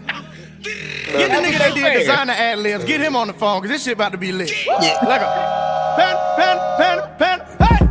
I got hoes up in Brooklyn. My Jamaican bitch be cooking. She sit me down at the table. I let you know how I was looking. Rice and peas, macaroni and cheese, collard greens. No, she don't bullshit. She Steph Curry with the curd chicken. She just make a whole bunch of good shit. I've been at the guards. I got the right sitting on the tour truck. And they hit me with some benzene. Can give me them brown paper bags. Give me more bucks. I go and find a secure line with my toes brought down in Florida. I stack it, pack it in that order. Hold up, I'm all the way up. I need to put some in my soda. I don't need no lunch, I'ma go get a bunch of Asian bitches stuffed in a rover. My legacy, fuck that. They thought that T-Pain was gonna come back. Now go tell them that when you run back. You a hoe, so you already done that. Hold up, I'm all the way up. I need to put some in my Sprite, bitch. If you think you doing it, I'm about to ruin it. You niggas gon' learn tonight, bitch. If you think I'm lit now, watch what happen when I come and turn on the light switch. I'm on that pen and shit, I come and handle it, boy, that ain't shit but a flight, bitch. I mean, really though. If you think about it, really think about it, how hard do they really go? How hard do they really go? Really though. Yeah. You really know. You really know. Let's go, bitch. Hey, that's official. I got bitches in the Bronx, nigga. They can get me in the back door. Rob a nigga in the trap house. Bitch, you just walked in the trap door. Cross the border in the Bugatti. Go put the bricks in the rap ball. They been sleeping no pillow. Somebody go ask these niggas what they taking a nap for. Illuminati, that's a squad, nigga. Without this shit, I would've been dead. But I swear to God, I'ma keep killing niggas and I put that shit on my kids' head. Cass, no, I'm an asshole. So don't fuck with Bizzle in his bread. I'm the type of nigga that'll fight a nigga, then go find his chick and get that bitch head. Yeah, I'm all the way. Don't need to stop me, amigo. Don't put your eye on that people, cause I'll turn the back of your head to a people. Then kick in the door and murk all your people. You already know the weapon is lethal. Flip the clip, cock it back, pull the hair trigger. Yeah, nigga, back for the sequel. I got problems in my head, nigga. Smoking that shit from the West Coast. The major kids when you're hating me. You gon' fuck around, get your neck broke. You fuck around with the wind squad, they gon' find your body at the Tesco. The summer coming and you coming with nothing, you ready, pussy nigga, let's go. All I say is panda and they handle my shit. While I'm chilling up in Alabama trying to show a bitch how fast a Lambo can get. With all this green up under these gold chains, they mistaking me for Pepper King. Bitch, I'm in platinum, I'm coming after them, passing them. All I do is fucking win. I got bros out in Cali. I got hoes getting ratchet. Hit dispensaries and grab it. Wrap it all up in that plastic. USPS, I'm a tracker. 2-day priority, I have it. And making the meeting, I'm texting. 200 racks in the mattress. I don't know about y'all, but I'm a street nigga. Ain't gotta sound like nobody, I'm just me, nigga. Been on tour with T-Pain, that's for free, nigga. That's why I still fuck with them bricks and the weed, nigga. And that's why I hop in my J. My nigga gon' hop in that Benz. My nigga gon' hop in that Porsche. And no, we don't need no new friends. Cause I gon' hop in that Ghost. And yeah, that boy still got the meals. Look at the lip on them Fords. Look at the motherfucking rims. And I keep trying to tell you we're from Florida, babe. Still 50 grand, so from that Mercedes, babe. The baddest bitches in the world that'll drive you crazy. From the cocaine era, I'm a haters, baby. Yes, sir. T-Pain went in, didn't he? T-Pain, out of all of the niggas that remixed that song, his was definitely the best. He killed that shit. And there's a lot of niggas that remixed that song. He killed it. Yeah, buddy. I'm all the way up. Yeah, he did. He did it. I like the way he did it. That was pretty damn good. Let's get back to Chuck. Yeah, buddy. And we need some adults to come and say, hey, listen, I understand some things, but yeah, we're not gonna let everybody run wild and do what the hell they want to do. I mean, because that's just not right. I mean, it's just not right and it's just not fair. So if that's the case, Charles, I go back to my original question directly. Biden or Trump? Neither. I'm not voting for either one of them. How stupid can you get, man? First of all, Okay. I told you. Listen. Talk about it. You say how stupid can you get? Go ahead. Stupid, I mean, here's the thing. It's like when you look at the state that we're in, you don't have a perfect candidate. We never have. So why not vote for the better candidate? I hate when niggas say that, man, your vote don't count. Man, I ain't voting. Man, it's rigged. Man, if you gonna take that point, you should not speak on politics. You should just shut up and go and live your life. You should not speak on politics if you're choosing not to even participate or speak against those that are participating. We shouldn't, if we can't have nobody that we wanted, then we shouldn't vote at all. We should just write in somebody's name. Don't nobody give a damn about that one person name that you write in. You need to, the same person who's talking about doing what's best for people, the same person who's talking about standing up for those who can't stand up for themselves. The one thing he could do is say, let me at least vote for the better of the two. Why would you not do that when you're talking about you the one that want to stand up for people that's getting a bad shape? You want to help those out that are in need. Nigga, you can survive this storm. But there are people who are living paycheck to paycheck who, if for some odd reason lost the paycheck they got coming, they would probably be homeless. And you gonna let your vote just, I'm not gonna vote for nobody, because you're making what kind of point with that? What statement are you making with that? It's idiotic for people to go and promote that kind of stuff, especially being in such an influential position that he's in while he's speaking about how he's trying to help everybody and stand up for everybody. He support what is it? Freedom of choice. He promotes the people over in trans. He promotes the gay and lesbian, LGBT. Oh, you promote all and support all of them, but you won't vote. Unbelievable. And what really runs it home to me is what you said about how many Americans we have that are one paycheck away from losing everything. Yep. Just one. And I like that they talked about how the free money was given out, but I don't like they didn't say who gave it. Who did it? And they know who did it. Yep. They know who did it, but they won't say it. And that's why it's just total, utter bullshit when you try to respect what these people are trying to talk about, what they're trying to do. You ain't gonna say it, but you're gonna say it. Meanwhile, you're misleading people, your own people, those people that you're saying you want to stand up for that are going to suffer because you won't tell them the truth. Fucking men. Let's go. President Biden had a great life, and I think he's a great man. He's just too old to be president. And under no circumstances, zero, would I vote for Trump. Under no circumstances. Like right now, I'm going to write in somebody. I'm looking forward to interviewing Nikki Haley. Because you know, the first thing I'm going to tell her, Stephen A., I'm disappointed in you, what you said. And you want to know why? Because you felt the need to say that to that group of people. So she was catering to that group. That's what they all do. I know that. But that's what they all do is cater to that group. Isn't that something? Like, nigga, you up here old as fuck, got on a black shirt with 2 chains. Hey, keep Nino Brown. Nino Brown after the Carter got raided. This nigga, man.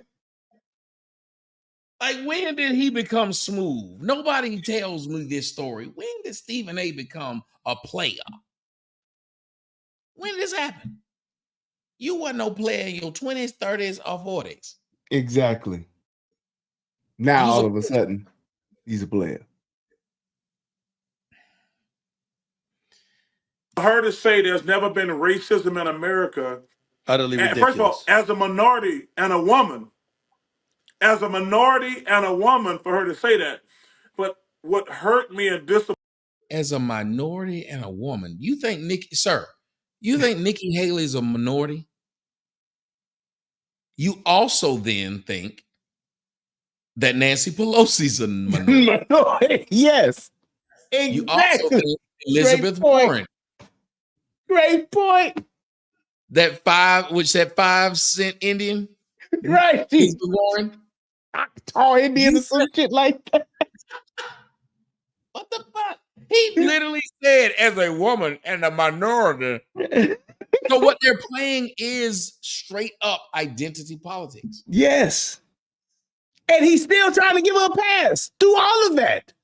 Through all of the things that he didn't point out shit that Donald Trump on how he carried himself and what he's disappointed in and how he would just say, I'm disappointed in Donald Trump. He won't say that. He just like, I flat out will not vote for him 0%. But Nikki Haley, he's going to find a way to just say he's disappointed in her, but there's the potential he would possibly vote for. If he votes at all. And that's nuts.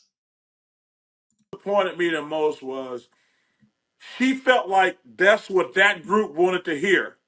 That's what bothered me, Stephen A. Stephen A., listen, I've known you for a long time, and you damn sure know Chuck. I told you, there's 2 things ain't gonna happen. If y'all catch my big black ass in bed naked with a gun in my hand, and they say I committed suicide, call Perry Mason, Barnaby Jones, or somebody. That didn't happen. Right. Hey, that's the first thing. I ain't never gonna kill myself. Secondly, I ain't never gonna go in no room saying, I'm gonna tell y'all what y'all want to hear. That ain't never gonna happen. Go ahead. He's in a room telling people what they want to hear. I support LGBTQ 1,000%. I support pro-choice 1,000%. I can't. Mm-hmm. And then said, it's something that you and listen, it's something that you'll never know is going to happen to me. If you catch my big black ass Yep. naked in the bed with a gun and I shoot myself, that ain't never going to happen. I'm never going to tell people what they want to hear. Perry Mason and Barnaby Jones, Both of them niggas dead. Call Quincy. Call Tennis Surveillance. I want Kojak in there. All dead. Is going to look this up. I'm going to need y'all to call Andy Griffin. Andy Griffin. I need Mr. Tibbs.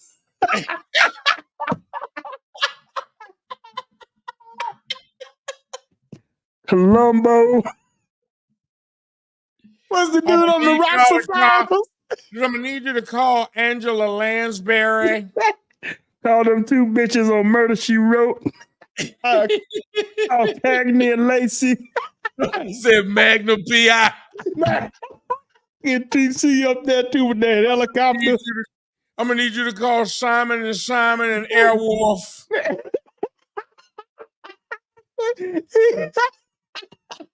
He said Airwolf on that ass. Call Hannibal from the A-Team. B.A. Baraka, Murdoch, and Face.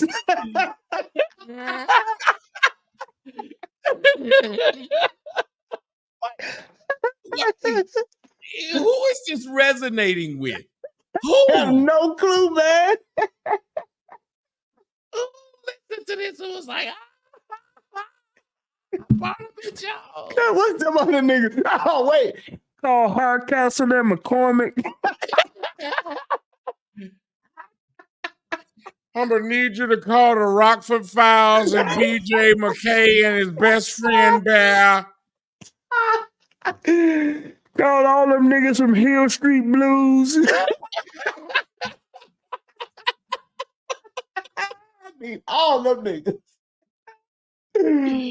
Oh, my God. What the fuck? Unbelievable, man. Oh, he said it. And let me tell y'all something about suicide. Most of the people who commit suicide thought at one point that they wouldn't. Suicide is this thing that happens when you feel like you've lost everything or there's nothing left. It's not a way out. It is a permanent solution to a temporary problem. That's what happens. But a lot of people run into that space. And I can say it from a person who suffers from depression. I've run into that space to where I felt like I don't want to feel the pain anymore. And so when he says it so cavalierly, I want him to understand that a lot of your fellow sports, like Junior Seau, one of the greatest linebackers to ever live. Yep. You guys went through a couple of them, ex-Chicago Bears. Dave Duerson. Yep. When you feel like, I don't want to keep going through this. We got people like Robin Williams. He didn't want to keep going through that shit. Yep. And I believe the only reason Bruce Willis hadn't killed himself because he don't know who he is. Right. I'm not even trying to be funny. Seriously. You're right. If Bruce Willis knew he was Bruce Willis, you fuck around, show You'd be Bruce like, Willis. man, I was Bruce Willis, man. I guarantee you they took all Bruce Willis movies out of the house. Yep. They will not show this nigga die. That was me. That was me. Somebody get Hans Gruber, tell him to come kill me, please. That nigga said that was me. Shoot the glass. Shoot my ass, please. Oh, God. And so I wish he would say it because you never know what is going to happen, Charles. Or as much as you're on top of the world right now, if someone took it from you, you'd want to go too. Jim Belushi. Or John Belushi. John Belushi. John Belushi. Jim's brother, who's living off of Yes. John's, but we won't go there. John, these men, you look at and they say they didn't do it on purpose, but they did because they were living life like they didn't want to live it. Yeah. And if you look at Chris one of my Farley. guys, Philip Seymour Hoffman. Yes. Excellent actor. He went a long time with saying, I won't do drugs anymore. Yep. And then fell off the wagon one night completely. Yep. They show this man, they got video of this fool going from ATM to ATM, getting money out to be able to buy money from a street drug dealer. Yeah. Your boy from Oz, I think it is, the black dude, Williams. Michael K. Williams. Oh, yep. Sure did. He took himself out by taking street drugs. He sure did. Incredible actor too. Mm-hmm. Omar from The Wire. Couldn't get over. That's it. The Wire. My bad. I was thinking The Wire. But he couldn't get. Listen, people don't understand. Life is a horrible motherfucker. I remember when my grandmother was going through the last days. I hate to say it, but we had gotten to, as a family, we were relieved when she passed. You want to live like that? Yep. A woman as proud and as knowledgeable as that woman, you think that woman wanted you wiping her shit, wipe it and letting her pee in the bed, and you got to clean up her bed, and she don't know who the fuck she is. You think she wanted to live like that? Right. No. So no, I listen to somebody like Charles Barkley, and I think they're disingenuous because they don't know about. But now I understand he said it won't happen to him, and maybe it won't. But again, you're going against these people who you say are disenfranchised. Yep. Because that you want to stand up for. Yeah. Why you didn't stand up for them? You don't sit there and put them down. That never happened to me. Oh, so they're weak. Okay, cool. Yep. Dude, I made my name and reputation on being honest. Am I always right? 100% not. But I ain't never got on television, your show, any place in the world says, I'm going to tell y'all what y'all want to hear. Y'all ask me a question, I'm going to be honest. I'm going to try to be fair, and I'm going to tell my truth. It's my truth. It ain't nobody else's truth. But I ain't never going to do those two things I just said it. If that ain't out the Black Bitch Handbook, no, that's chapter 1, page 1. My truth. That's some of the worst shit that ever happened to us. Yes. And again, he's speaking these talking points, and they're all liberal talking points. Yes. Like, a woman's right to choose. We don't want to call it a killing a baby. She has the right to choose to kill a baby is what she's done. Yep. You still want to run for office? No, man, because I realized that both of these parties are full of it, Stephen A. Stephen A., listen. Run for office without running for a party, sir. You just said you were independent. Then you said both of these parties. Yep. They're not hearing what they're saying. Yes. It sounds like he's really reading the playbook. It does. Politics every day. They disagree on every subject. Yep. That's impossible. Impossible. And it's also impossible that they all side, all of them that are Republicans and all of them are Democrats, side with each other on every single issue as well. That's impossible. It's also impossible. I told somebody one time, man, I could go in the room with a dude from the Ku Klux Klan, and we would not disagree on every subject. Now, will we disagree on race? 100%. But there's no way. I always use the Ku Klux Klan analogy, but I'm pretty sure if I went in the room with any single person in the world, would we disagree on every subject? That's impossible. Impossible. Question for you. Are you ready for this one? If I was running, would you vote for me? Yeah, you know what? Yes, because Stephen A. Should have said no. Nobody won't vote for that nigga. Look at exactly. Vote for this clown. Nigga, you got too much forehead. Everybody vote for you. This nigga sit up here and told the world that he got a basketball scholarship by walking on in the middle of the motherfucking season and and not missing a shot during the trial. That was a trial that wasn't even scheduled. He just walked in there, and it was so damn good that they gave him they gave him a scholarship, and then he averaged 1.5 points a game. Bullshit. Bullshit. Nigga had an incredible high school game and never hit another shot. That doesn't make sense. You want to talk about what doesn't make sense? It doesn't make sense that you made all your shots, all of them, trying out for the team. Made them all. To where these niggas couldn't even wait. They just gave you a scholarship and right come now. on, nigga, we gonna sign you right now. And you wasn't a starter. They were just so great. Who gives the fucking 13th man a scholarship right there? On the spot. On the spot. 13th man. Hit him with that big red. I want you on my label. Right? Let's make a deal right now. Yeah, hit him with that with that Simon. We'll sign aka Suge Knight. Sign this piece of toilet paper. I want you on death row. Sign this toilet paper. Right now. Right now. Unbelievable, man. Damn. Oh Lord, I was only joking. No. Let me tell you why. Let me tell you why. Because I know you don't have an evil bone in your body, and I don't think you have an agenda. See, that's all I want. I can disagree. Even if you vote for somebody, you're not going to agree on every subject. Agenda. You had something to say? Go ahead. And I know you don't have an agenda.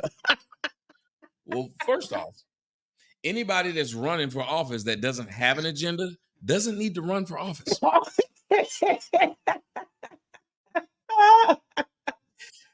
Niggas should not be allowed to have certain conversations. Who licensed this nigga to write? That's what we need to be able to say. Who authorized this nigga to get on TV and talk like this? Listen, I do understand why they made them slaves. I think one of the worst things that happened was they stopped making them slaves. And then they kept niggas as slaves, then they built more shit. And when black people were under the oppression of white folks, they did more. Name the shit you built since being out of slavery. Name it. Name it. You claim you built DC. You were a slave when you did that. You claim you built the railroads. You were a slave when you did that. Everything you built in America is when white folks had the whip on your ass. What have you built since? We don't want to talk about the facts. Now we're going down and beg on white people for shit. All these hoods y'all proud of, white people gave them to you. You ain't built them.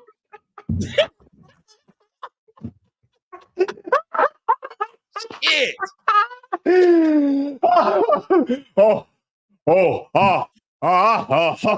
Black Wall Street. Black Wall Street. Yeah, they built Black Wall Street back then. Oh, come on, bro. Oh my God, man. Boy, I tell you, my nigga.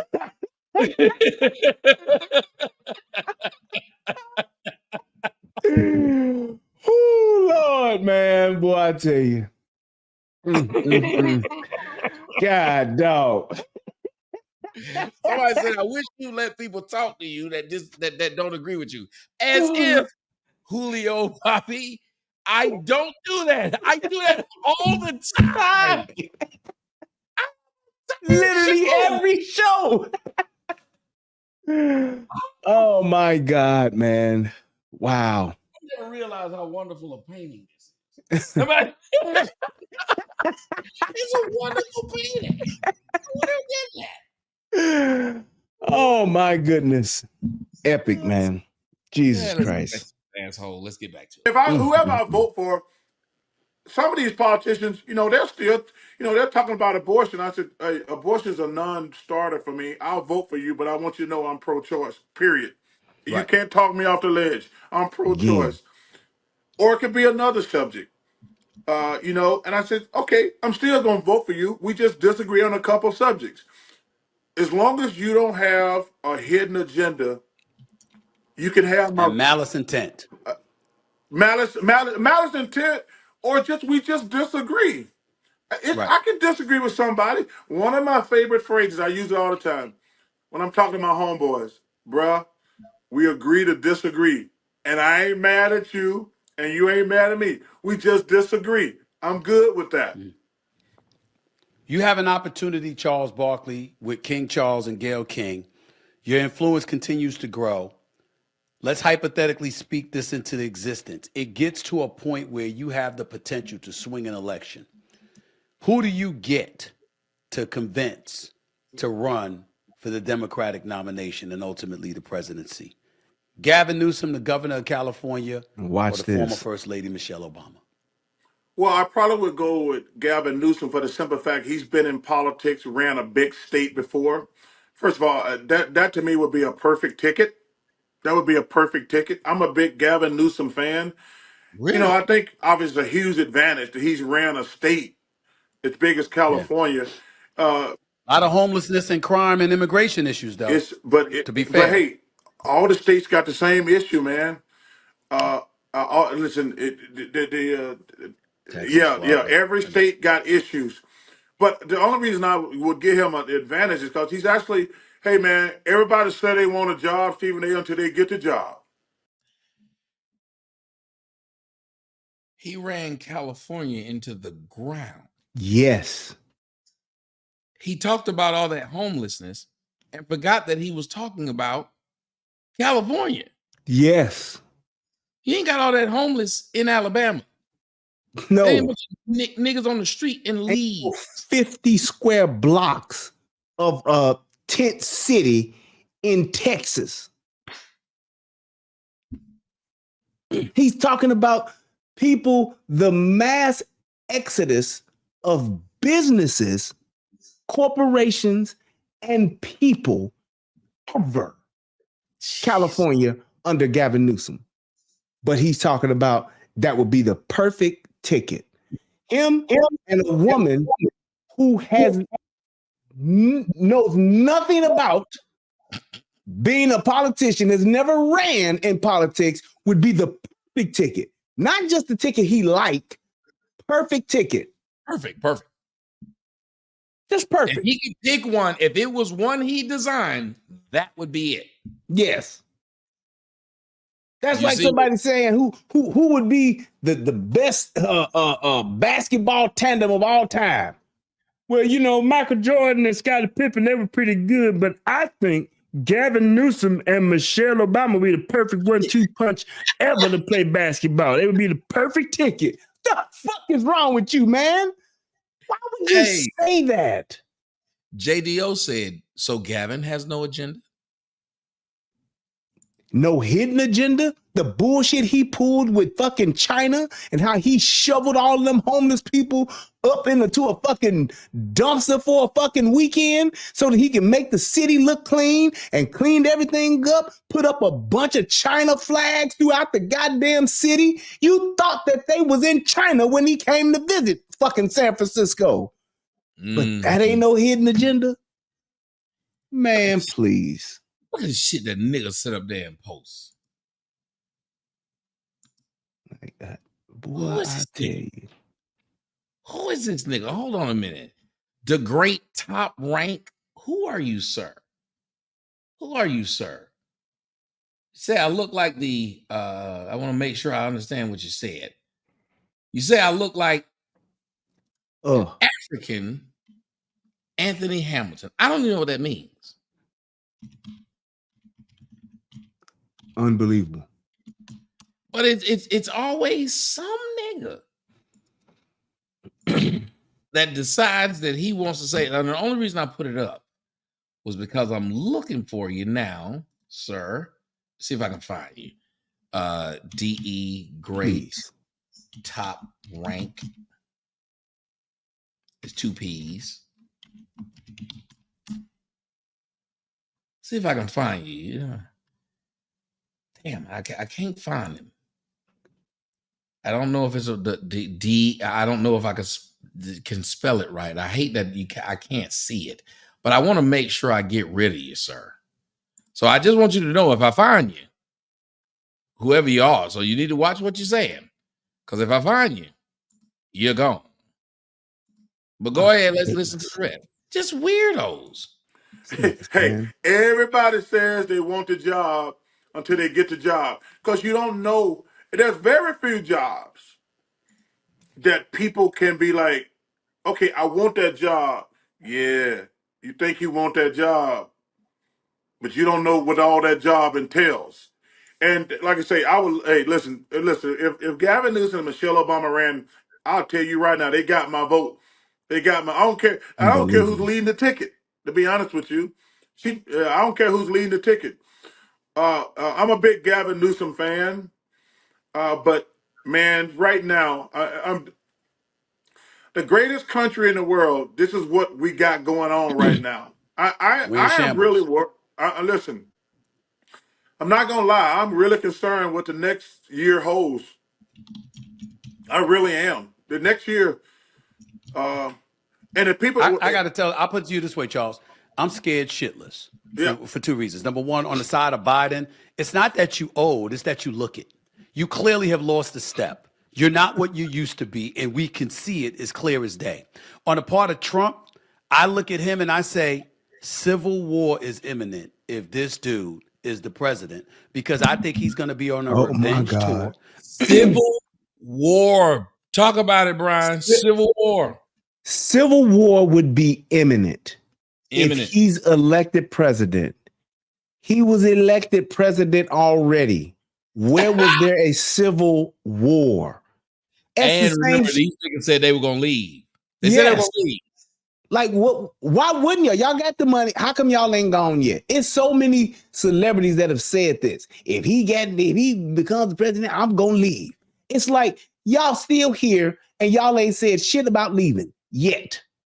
But you threatened to leave like that was gonna really just change the dynamic of such and such said they gonna leave.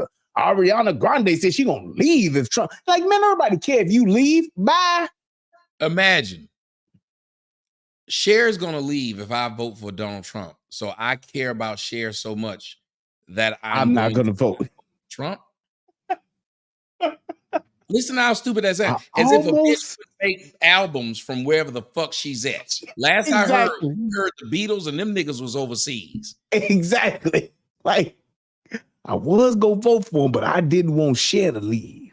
So I couldn't. My hands was tied. Hollywood elite. But think about it. I would want all the Hollywood elite. Yes.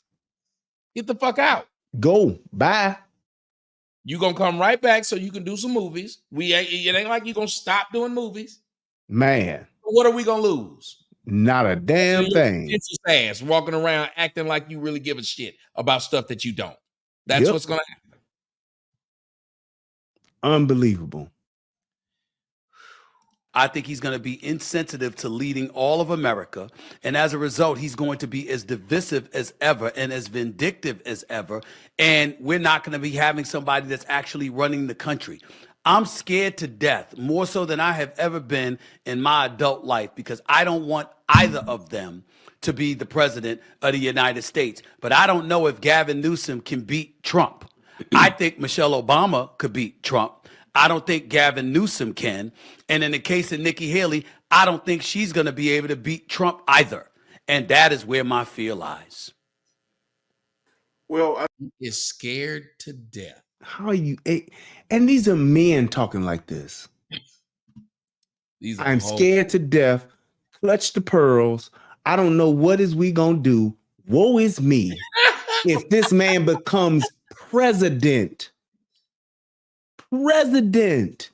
It's just like that person last night talking about they gonna become he gonna make himself king of the United States. Like, we would just say anything just to exaggerate this person getting into office by the majority of the American people.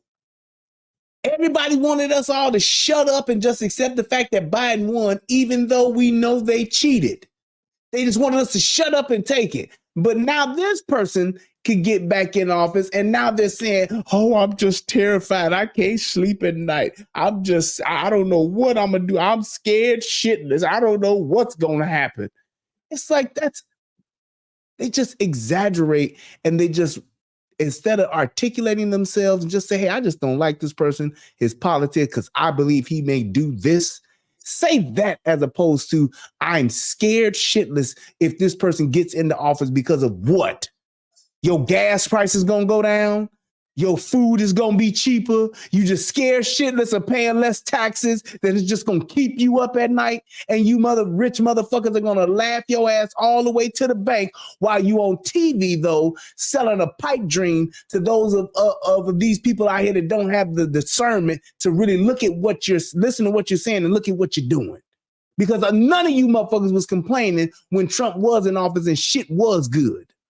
All you niggas was smiling and giggling. It was all good. Even back in the fucking 80s and 90s when y'all was all shaking hands and taking pictures with this nigga, it was all good back then. Now y'all just cringe at the thought of this person becoming the president. Unbelievable. Ooh, let's get it. Yeah. I think actually it's so funny you said that because we haven't even talked about this before. I think if Trump is reelected, he's going to spend the next 4 years paying back people. And man, people don't want payback. Shit. You know, it's interesting. I watch a lot of television. I think it's really important to Paying back people, and people don't want payback. When were people against payback? Exactly. Pay From me back. all the way back to somebody as recent as knock me out. Who was that? James Brown. And James Brown, one of his best songs, was somebody put it in there. The Big Payback. Sold me out. The chicken change. Told me you had it. All the range. Pay me back. Pay me back these fucking taxes I done paid. I done paid the goddamn government, overpaying the goddamn government. Pay me back some of that. Gibson. Man, right. Payback. I don't know. Hubba. People, I loaned some money. I'd like to be paid back. I Please. don't know who got a problem with payback. Whether it's money that I'm owed or an ass whooping that you're owed. Most people are all right with payback. Are they not? Yep. You don't think that woman who just got killed by that fucking immigrant a couple of days ago, you don't think her family wants some payback? Shit. Right. You don't think EPMD wants some payback? Shit. These motherfuckers, man. They're just saying words. I used to always say that when I was young. You just saying words. Yes. You don't see anything. You're just saying words. significant. I know what's going on in the world, not just my world. You know, I look at those poor people in Hawaii. You know, we got to help Hawaii rebuild. We really got to solve this border problem. I mean, that's what people care about. You got to solve this same border problem that Donald Trump wanted to solve, and y'all said he was racist for doing it. Exactly. We got to solve this border problem, but we don't want Donald Trump. Says he solved it, who is actually saying we need to shut the border down. We don't want it in. We want Gavin Newsom, who was all for open borders. Yes. Won't call them out. Won't say, hey, man, this border shit is fucking Biden's fault. It's this administration's fault. These sanctuary cities, it's their fault. Yup. They just won't say it. They just sit back and we got this problem, you know, we gotta help Hawaii. It's like, bro, it's like you're talking about 20 miles of fence that needed to be built that was left to finish the fucking wall. And what the fuck did Biden do? Executive order to stop it. Day one, soon as he came into office, he stopped that fucking pipeline and he stopped the fucking wall. And yet you hate Trump. So everything you wanted, there's a guy who's willing to do it. But everything you didn't want, there were guys who were giving you it. Yet you have more beef for the guys who were giving you. I'm telling you, they sound like some hoes, like some bitch I've dated who would rather be with the nigga who did them wrong than the nigga who did them right. Yep. Crazy, but it's them. People don't care about sexual assaults, what happened and things. I know it's important. We don't want to talk about that. People don't care about sexual assaults. You hear this nigga, man? Where you get that from? I have no clue. That's what you just saying. People don't care about sexual assault. People say, fuck that. That's sexual assault. Fuck that. I don't care about that. I care about this border. How do you say that? Why do you feel the need to say that? In what city is he talking about? I would like to go to that city where they say, man, fuck sexual assault. We don't care about that shit here. No, we look the other way. Yeah. We look the other way. That's what we do here. We pro-sexual assault here. Yeah, we pro-choice and pro-sexual assault. Unbelievable. People don't care about it. We don't want to talk about Hunter Biden. Man, people won't like, yo, man, how can we solve this migrant problem? How can we solve this inflation problem? People. Wait. Who is this we? Is he speaking French? Why don't we care about Hunter Biden being given money by a state? And y'all should understand the state don't just mean state in the United States. It means its own state of Ukraine, where we're sending billions of dollars to. If you cared about the homeless, Charles, then you'd care about the billions of dollars that are going to Ukraine. Donald Trump said America first. If you ain't gonna spend your money on the American citizens, you ain't gonna spend your money. Exactly. And that made sense. But you think that we shouldn't care about Hunter Biden, even though a part of the war that's going on in the Ukraine with Russia, we're funding the Ukrainians, the same people that Hunter Biden had to deal with. Are you really that dense? Is he that dense, or he just there's a lot of fucks he's not giving? I believe he really is. I just think it's a lot of fucks he ain't giving. You can't say this stuff and be serious. It's just a lot of fucks that you're saying. Well, you know what? I could give a fuck, but I'm not. Yep. And my thing is, he's too old to be speaking like this and not being challenged on it. It's like you have to have some sense of responsibility and just some level of accountability for the things that you say. I'm not tripping on your opinion, but there's just some things that you have to look at from a factual standpoint to say, nah, I can't really say that. If you're going to be upset at someone like Nikki Haley, who said that racism doesn't exist, which she could pretty much fucking factually pretty much prove to you that it doesn't exist today, but you're taking beef with that. But the shit that you're saying, talking about people don't care about sexual assault, you will say that, and you talk about we just gotta help Hawaii. Are you serious? But you won't look at the things that are affecting the people that are natural born citizens and the billions of dollars that we're frivolously spending in other countries. You don't care about that? You shouldn't speak on those kind of things. I need you to do me a favor, and I need you to pronounce that 50th state again, or the 48th state. That's how niggas don't say no, Hawaii. I love the way you did it. I need you to do it. Hawaii. Hawaii. Hawaii. Like a Hawaiian punch. Hawaii. I like that. Hawaii. Oh, I like that. That girl said she like it too. Hawaii. Hawaii. I like it. People out here, they out here starving, man. What are we gonna do about homeless? Paying $7 for milk. And don't get me started with gas prices. Yeah, I don't want to turn on.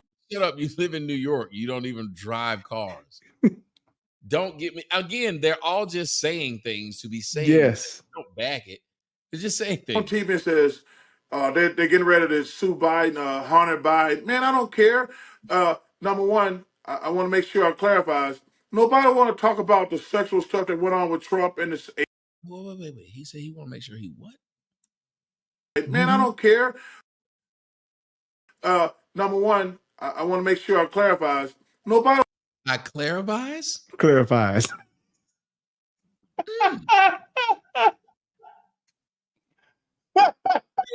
That nigga got what you call a relaxed brain. Combine that with them teeth, and that's the kind of fuck shit you get. All right then. Clarifies. Yeah, that clarifies. Let's hear some more. I want to talk about the sexual stuff that went on with Trump in the 80s and 90s. We're living in 2024. Like, yo, man, can we get these gas prices down? If that's the case, then why are we talking about slavery and all this other stuff that you were talking about when you were talking about Nikki Haley, when you could have just talked about what she said and how it applies to us today?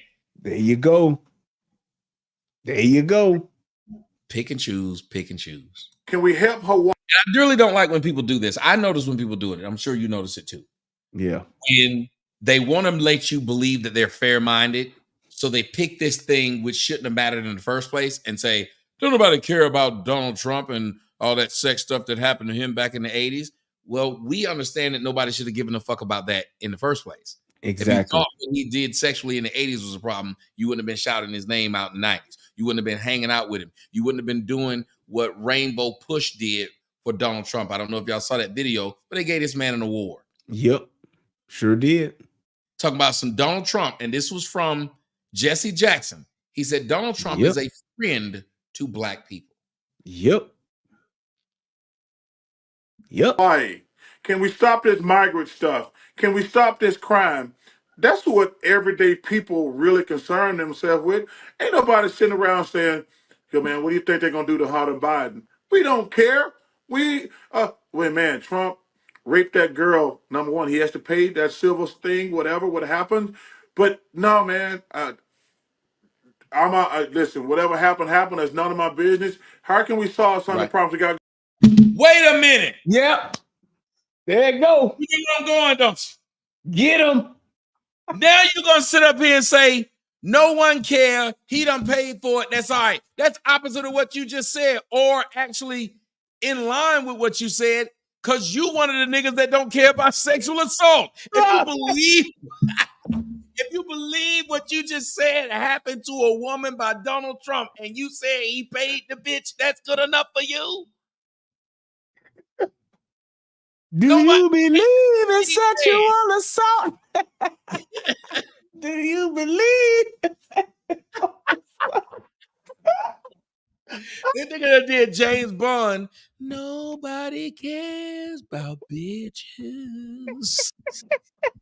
Not nobody does it better. Nobody cares about bitches. This man say he paid and Unbelievable. And then just gonna say, first off, you better be glad Donald Trump just ain't into suing niggas. Yep. Talking about he raped that girl. Raped somebody. Yep. And said it with no remorse. Yep. Defamation like a mother. Crazy. How can you just feel comfortable saying this about people? Unbelievable.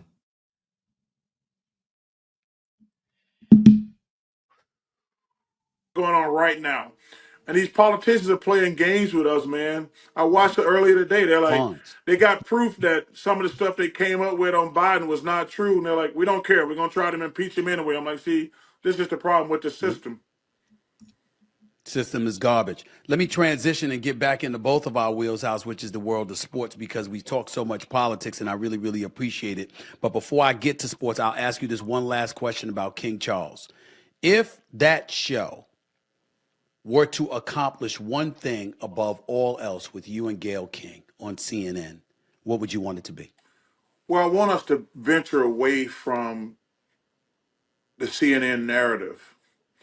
I think CNN, Which is? I think CNN has made a big mistake. To be honest with you, they spend way too much time going after Trump. Mhm. It doesn't matter what you say about Trump. Those people love that dude. They don't. And they're going to They vote gonna for him. vote for him. I think that's one of the reasons we've been going down a rabbit hole for the last few years. Um, Come on, man. And that's the one thing I said. I said, yo, man, I'm not gonna get on TV and blast Trump every day because that's why we're in the last fucking place. Because they don't care. They don't care. There's nothing that dude can do. Like, I use this analogy. Can you imagine if all this shit came out about President Obama? Oh my Oh God. my! They would have burned. They might have put him out. They might have pulled him out of the White House in I cuffs. know they would have burned down the White House. And like the dude, he apparently raped this woman. She won 80-some million. Then last week he gets like a $300 or $400 million. Like, man, 355 million civil suit judgment against and him. then people get on TV. It's just And gave him more money and bought his sneakers. Come on, man. Oh, hey, don't get me started on that. The sneakers. Yeah, because let me tell you something. Can you imagine if President Obama put out sneakers, what they'd be saying? Come on, man. Oh my Lord. Hey, I will say this I though. was Those telling my plain white homeboys. sneakers did I look was good. telling my homeboys the other night. I was like, First off, remember, Donald Trump is just a regular citizen now. He's not in prison. Right now, Barack Obama could put out some sneakers and no one would give a fuck. No one would say he's wrong for doing it. Yep. Donald Trump, at this point, is just an American. And as a matter of fact, I'm going to have to get me some of them POTUS 45 whites. Those shit don't look bad at all. Niggas hard. Fuck. Them niggas hard as Lexington Steel. You hear me? I wonder if Tony D2 Wild gonna do a show about those, Jack. Right. Them Trumps. Tony D2 Wild, you on the clock, bro. You on the clock, Tony. You on the clock with them, Tony. Let me know, man. Let me know. Oh, but how could us. And if Obama came out with some shoes, these niggas would buy them. Yes, they would. These niggas would have they'd have been shooting each other over some fucking Obama shoes. Yes. They already said they President black and their Lambos blue, so like it would be. Oh, see, that's what I'm talking about. We got a president that got swag. He got his own shoes. Trump do it now is why he got his shoes. Like y'all niggas are just hating on this man. For what reason? I have no idea. When y'all all love this nigga, y'all all would support this nigga. It's like it's unbelievable to see these celebrities who have no dog in this fight. And no matter which way this shit goes, it's not going to affect them one way or the other. But they're just insisting on this playbook of hate Trump. And here's what's funny. I spent a fair amount of time up there off Wabash at the Trump. You know, staying up at the executive suites. Y'all seen it. Y'all seen it. I ain't got to keep talking about it. Y'all seen it. But as I was sitting there at the executive suites at the Trump, I realized, and y'all better not cut this out and try to make this some kind of little video. I was eating Trump nuts. Drinking Trump water. Brian had some of Trump nuts too. He had some when he came up. I was sharing Trump nuts with a lot of people who came up. Trump nuts, Trump water, Trump soap, right? Trump towels, Trump robe. Trump literally sells some of everything. Trump steaks. And it was good. One of the best steaks I've ever had. Y'all saw me eat Trump steak. I ate his nuts and his meat.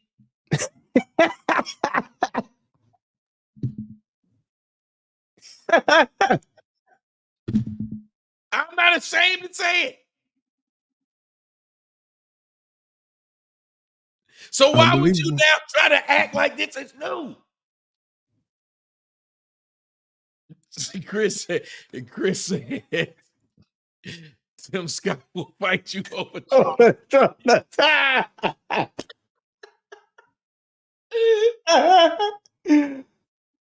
Unbelievable, man.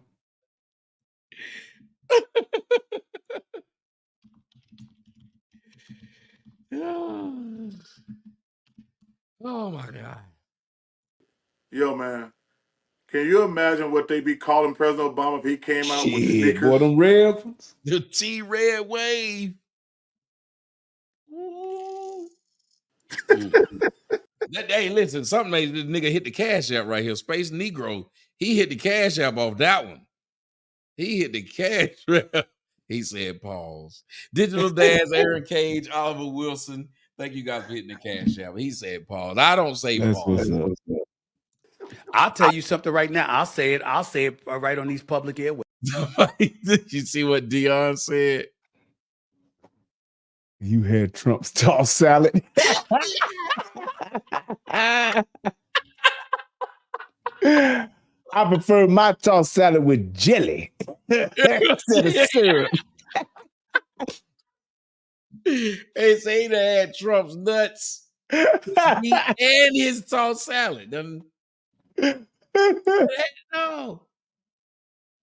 Damn. Man. No, somebody said Tommy has stayed in every Trump tower ever. I literally have. In the United States of America, I've stayed at them all. Everywhere there's a Trump tower, I've stayed at them. Nice. And I love them. Even the one in Vegas, which is not on the strip, so you got to do a little walking. I still like that one. Yeah. Keeping your show on the air. I hope it continues. I'm wishing you and Gail nothing but the greatest success. Can't wait till y'all invite me on as a guest, by the way, because I know you said you wanted to do that, and she told me this weekend when she saw me in Indy, she wanted to do that as well. Of course. I will tell you this. I think if CNN was smart, you keep your show, you go back and you get Chris Cuomo. You go back and you get him because you say you want to be a centrist. You don't want to be too far left. You don't want to be too far right. He's a centrist, and it's the best they've had, their best ratings. If I were them, let bygones be bygones, shove all of that aside, and get Chris Cuomo back to CNN. Hey, listen, I'm a Cuomo guy. I consider us friends. Yes. I like him. First of all, you know what's so funny when you said it? First of all, everybody should be a centrist. I agree. Everybody should be a centrist. Now, but everybody's not. You can go either way on certain issues, but everybody should start in the middle. I hate when people say to me, well, I'm a Republican, I'm a Democrat. I'm like, well, you don't even know where they stand on some things. Like, right. Come on, you can't say what does that mean? I'm a Republican. What does that mean? I'm a Democrat.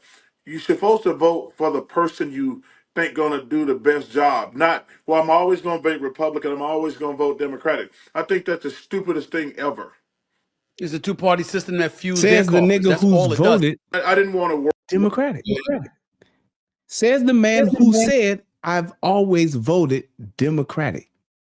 There you go, repeating what a nigga said. If what they supposed to do is shame on me. You fucking it up. Shame on me. What he just said now, not what he said 5 minutes ago. You living in the past, Marge. One of my favorite lines, I'm telling you, it came from The Simpsons. Marge said, "Homie, what happened to the wedding pictures?" He said, "Stop living in the past, Marge. Stop living in the past." And I was a child when I saw that. I started dying laughing. And they said, "Stop living in the past. Why you worry about what I did to them damn pictures? That's the past." But somebody said, why would he say Cuomo, who was the top ratings guy on CNN, is somehow centrist? Why would he say that? I have no idea. Like, how can you?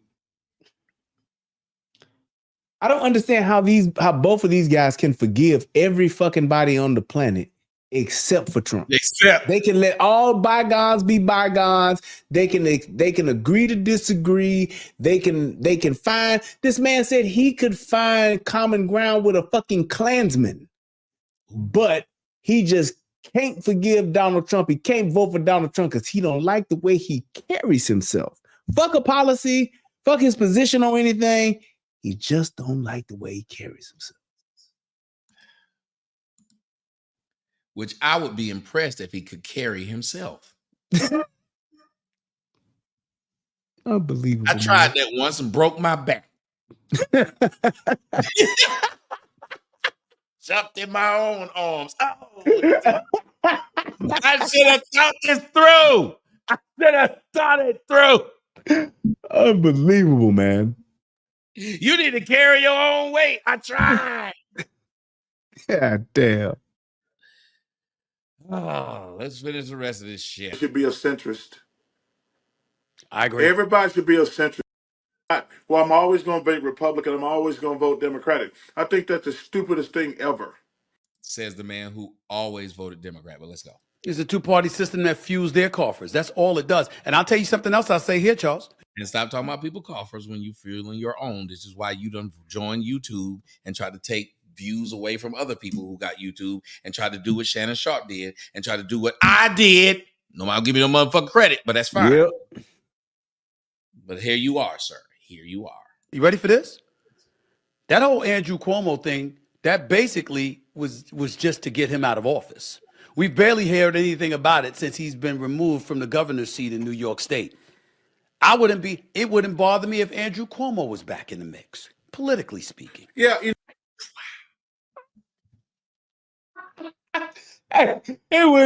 It wouldn't bother me if Hitler came back. I mean, I'd be okay with that. I mean, we could get Mussolini back into the game, you know. Hey, how about we bring just anybody but Trump could come back? I mean, this is just ridiculous. These are two grown-ass black men speaking like this, and they just have total disregard for logic, total disregard for common sense, and just absolutely no fairness whatsoever. What I'm going to need you to do right now, Brian, is I'm going to need you to do me a favor. I'm going to need you to take a look at the screen. I'm going to put myself up there. I'm going to need all y'all to take a look at the screen as well. I'm going to put myself up there. And when I put myself up there, here's what I want y'all to do. I want y'all to take a look at something, and I want y'all to tell me what you think, because we've been talking about Donald Trump. So I'm going to need y'all to tell me what you think about this. I'm going to need y'all to read this and tell me what you think about it. Brian, you have the floor. Read that for us. On March 11th, the New York State Assembly authorized an impeachment investigation into the allegations. In August of 2021, James released an investigatory report, which investigatory, but yes, investigatory.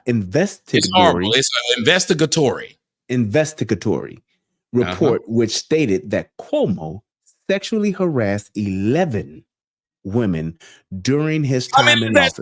How many? 11. All 1, right. 2, 3, 4, 5, 6, 7, 8, 9, 10, 11. And if you're from the South, how would you say it? Lem. Go ahead. With actions such as unwanted groping, kissing, and sexual comments. Now, remember, he was talking about Donald Trump. Yep. While talking about Donald Trump, he is okay, though, apparently, with this man running again. I'm fine with that. Unbelievable, man. Unbelievable. In the words of R. Kelly, unfucking believable. It's unbelievable. Fucking believable. Nobody's saying anything about this. We have to be really careful in that scenario, Stephen A., because Right. as a man, you got a daughter, I got a daughter. Sexual Yes, harassment, so do sexual I. harassment is I got 2 daughters. is a real thing. Oh yeah, convict him and throw him under the jail Yeah. if he's guilty. Yeah. But when it disappears and then there's nothing to cling to him, and all of a sudden you're saying the charges have been dropped and what have you. Well, wait a minute. That's right after he gets out of office. So it's You mean like how when Bill Clinton got out of office, nobody gives a shit about who he's touched? Exactly. Typically, what y'all are doing is trying to get people out of something. Just like when they got me off YouTube, they no longer cared that I had showers with my daughter. That went away. Exactly. All the things that I've done, they no longer cared that I've been to jail. They no longer cared that none of this shit once they got me off YouTube. When I came back, it came back. When I got on Fox, it came back. But other than that, they no longer cared. Most of the shit that y'all say y'all care about, you do not. Because you don't care about some woman being assaulted, because if you did, you talk about the woman in your life or the women in your neighborhood, the women that you know who've had this happen to them. Notice they never talk about it. Yep. Whenever you hear people call somebody a molester, they never talk about molesters they actually know. Or like how the girl, when she called into my show, said she don't want to talk about who molested in her family. Yep. Oh, but you want to talk about niggas you don't know. Yep. Unbelievable.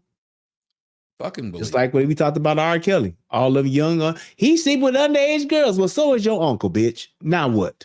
When is he getting canceled? When is he getting muted? Right. Nothing to say about that. Yeah, okay. Mm-hmm. We pay attention. Watching Eyes said people died in elderly homes under Cuomo in 2020. For those who may not know, he had them folk locked down during that COVID, and they were the most vulnerable people. And he put children, old folks. And he put young people that was infected into those old folks' homes and hospitalized them, and they spread that shit around with those people there. Yep. He exposed them to that shit. But let's not talk about facts. Let's let them finish with their bullshit. Seemed like it was an effort to get him out. I'm not saying he's innocent or guilty. I don't know. If he's guilty, he deserves what he gets. But if he's not guilty and it was just something to get him the hell up out of office. Yeah, like I say, I don't know enough. Like I say, because I'm watching from a distance. Because like I say, as a man who has a daughter, man, I'm always going to protect women. Because the one thing, we got to be careful with women. Because man, it's some dogs out there. There's some no good bastard ass men out there. No question about it. No question. And as we say, there's some no good bastard ass men. Typically, we're no good bastard ass men saying it. We like pussy. Yes, we do. We like pussy. How about you? And it's strange that you can watch these things and listen to these type of people talk as if, again, you said it. You can give the Klan a pass, Nikki Haley a pass, Cuomo a pass, but Trump got to die. That fuck nigga got to die. Don't ask me, motherfucking why. That fuck nigga got to die. Ain't never seen a nigga like that. Shoot your pussy ass right in your mouth. What you think about doing nan day? Fuck nigga. Fuck with me about mine.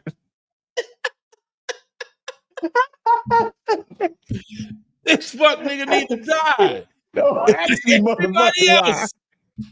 Everybody else. That fuck nigga need to die. God. Oh. Now, God bless y'all. Have a good evening. How can they?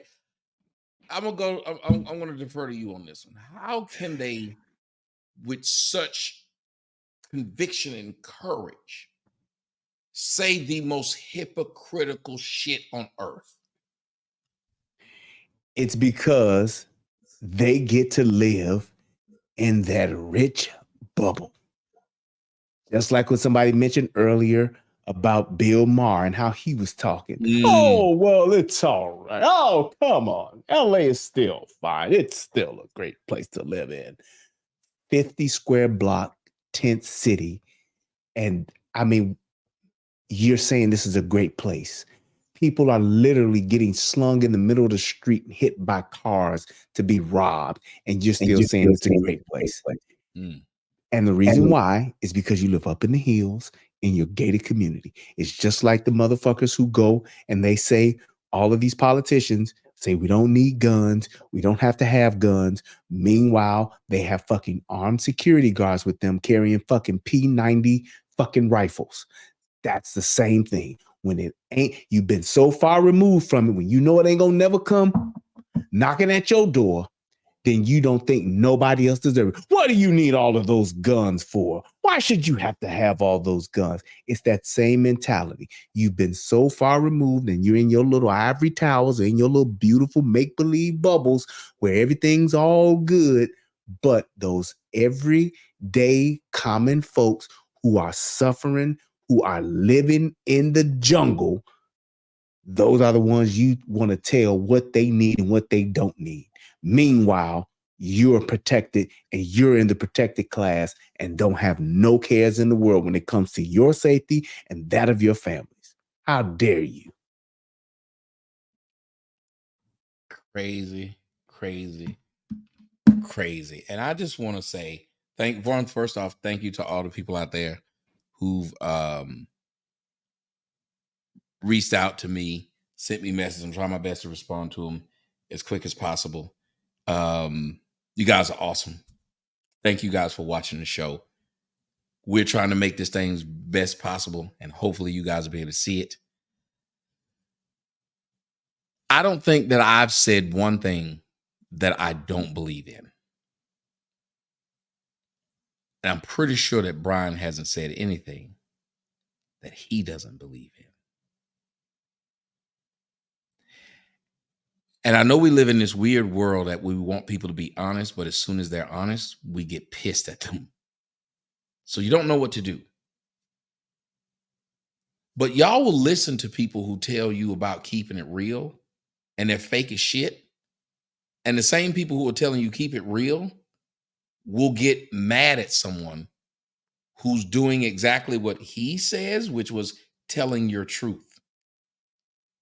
I don't understand how your truth is okay when you tell it. Again, and you can jump in on this, but Charles Barkley says he doesn't say things to people that they want to hear. He only tells his truth. Well, why does he get mad at somebody for saying their truth and it's something that other people en masse don't want to hear? Unbelievable.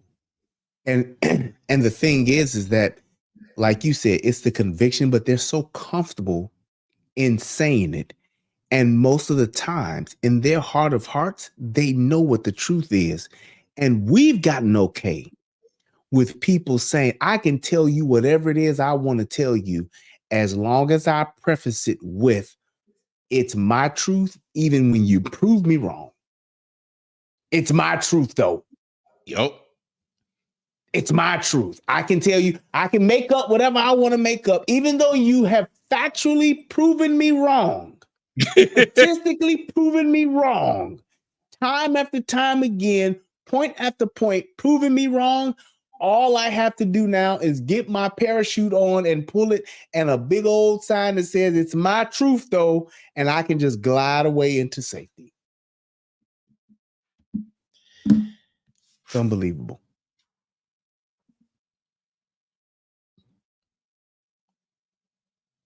Amazing. Ladies and gentlemen, here's what we have. And I think we'll do some other time. We'll do the rest of them. I kind of like doing this. But I'm really saddened about these two black men sitting there and doing exactly what the Democrats want them to do. While they're doing it, claiming that they're centrist and that they are open-minded. You don't sound open-minded. And I don't believe you believe any of the shit you're feeding poor people, because you need those poor people. Because rich people who are about something and out here doing work, you know what they're not watching? Stephen A. Smith and Charles Barkley talk. You know who is? Us regular people who are working regular jobs. We're watching this. Yep. And he's influencing people who aren't on yachts. Stephen A. Smith can't help but talk about how much money he got when he on TV now. Yep. How does he relate to you? but he does somehow. Charles is the everyman. I like Charles, especially on TNT. He tickles me. Yep. Quite entertaining. Mm-hmm. But when I start hearing you talk about politics, and I see it's going away from even the way you talk about sports. Exactly. That's what's sad. It's different than the way you talk about sports. You hold people in sports to a higher standard than you hold these Democratic politics. Oh, my goodness. Think about it. You That's talk it shit right about there. Draymond Green. That's it right there. Yep. That's it right there. I'm going to give you the last word on this shit. Man. That's a hard one to follow after that one right there, man. Pretty fucking good. I would say this. You have to realize, and I think that one of the best things about us doing this particular show, because yes, you got two guys who's giving their opinions about what we're seeing, and we're pointing out the facts and we're calling out the BS. But this is a clear and just, it can't get any clearer than this when you see people that look like us. And you see these very same people that are supposed to be keeping it real. They're supposed to be the truth tellers, whether they are broke like me or whether they're rich like Stephen A. and Charles Barkley, whatever the case may be, they will tell you a lie and not think a second thing about it. They will lead you into the very same burning house that Dr. King spoke about when he realized what he had done. They will lead you into it and let you burn in it because they are living in their bubbles and in their ivory towers. Beware of what these so-called social media influencers say. Beware of what these celebrities say. Beware of what your seasoned politicians say on both sides. And remember what I believe it was. I want to say Stalin, but it's not. Winston Churchill. Trust but verify. Stalin said, he said, kill them Germans. Yeah, it's Winston Churchill. Trust but verify. Yes. Even with what I'm saying. Well, it is actually an old Russian proverb. Yes, you're actually right. Russian proverb. Okay. Yeah. So it's like we have to trust but verify everything. Trust but verify what your mama tell you. Trust but verify what your daddy tell you. Trust but verify what your woman tell you. Because it's your responsibility to make sure that what it is you decide to support, what it is you decide to follow, and what it is you decide to go out and speak on, that it is the truth. Because as a journalist, a blogger, vlogger, podcaster, whatever you want to call yourself, let's try to get this thing back called journalistic integrity. Have some integrity. There used to be a time when you could watch a program on the news, especially in the mainstream media. You could watch a 60 Minutes and get some cold hard facts because that journalist had the integrity to just tell the story and let the story be told no matter which way it falls. There was a time when you can look at the Mike Wallaces. You can go and listen to the Howard Cosell and all of those people of the past and let those people let the story be told, where it was about the story and not the narrative. That's what we need to get back to so that we can actually have dialogue, even when we do disagree. Give it back to you, brother. Well, listen, and this is what happens when you deal with niggas.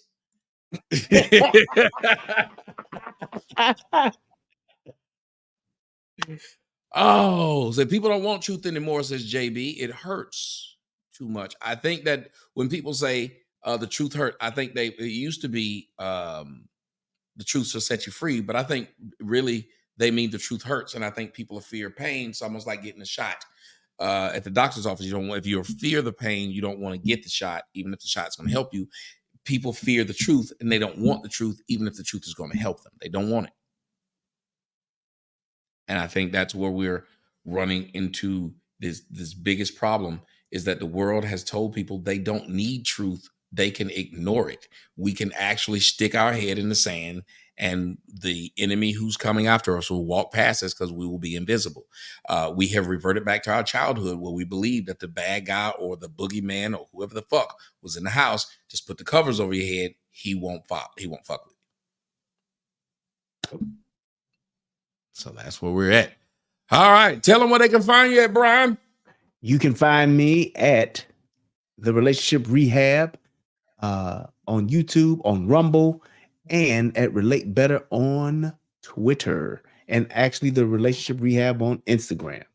And also, please go and subscribe to The Lessons on YouTube. Amen. And ladies and gentlemen, I'm Tommy Sotomayor. You can follow me on my website at tjskoc.com. I love doing this show. Can't wait till we do it again. Let's go ahead and end it with the way we started it. Let's get it. Good night, people. We out.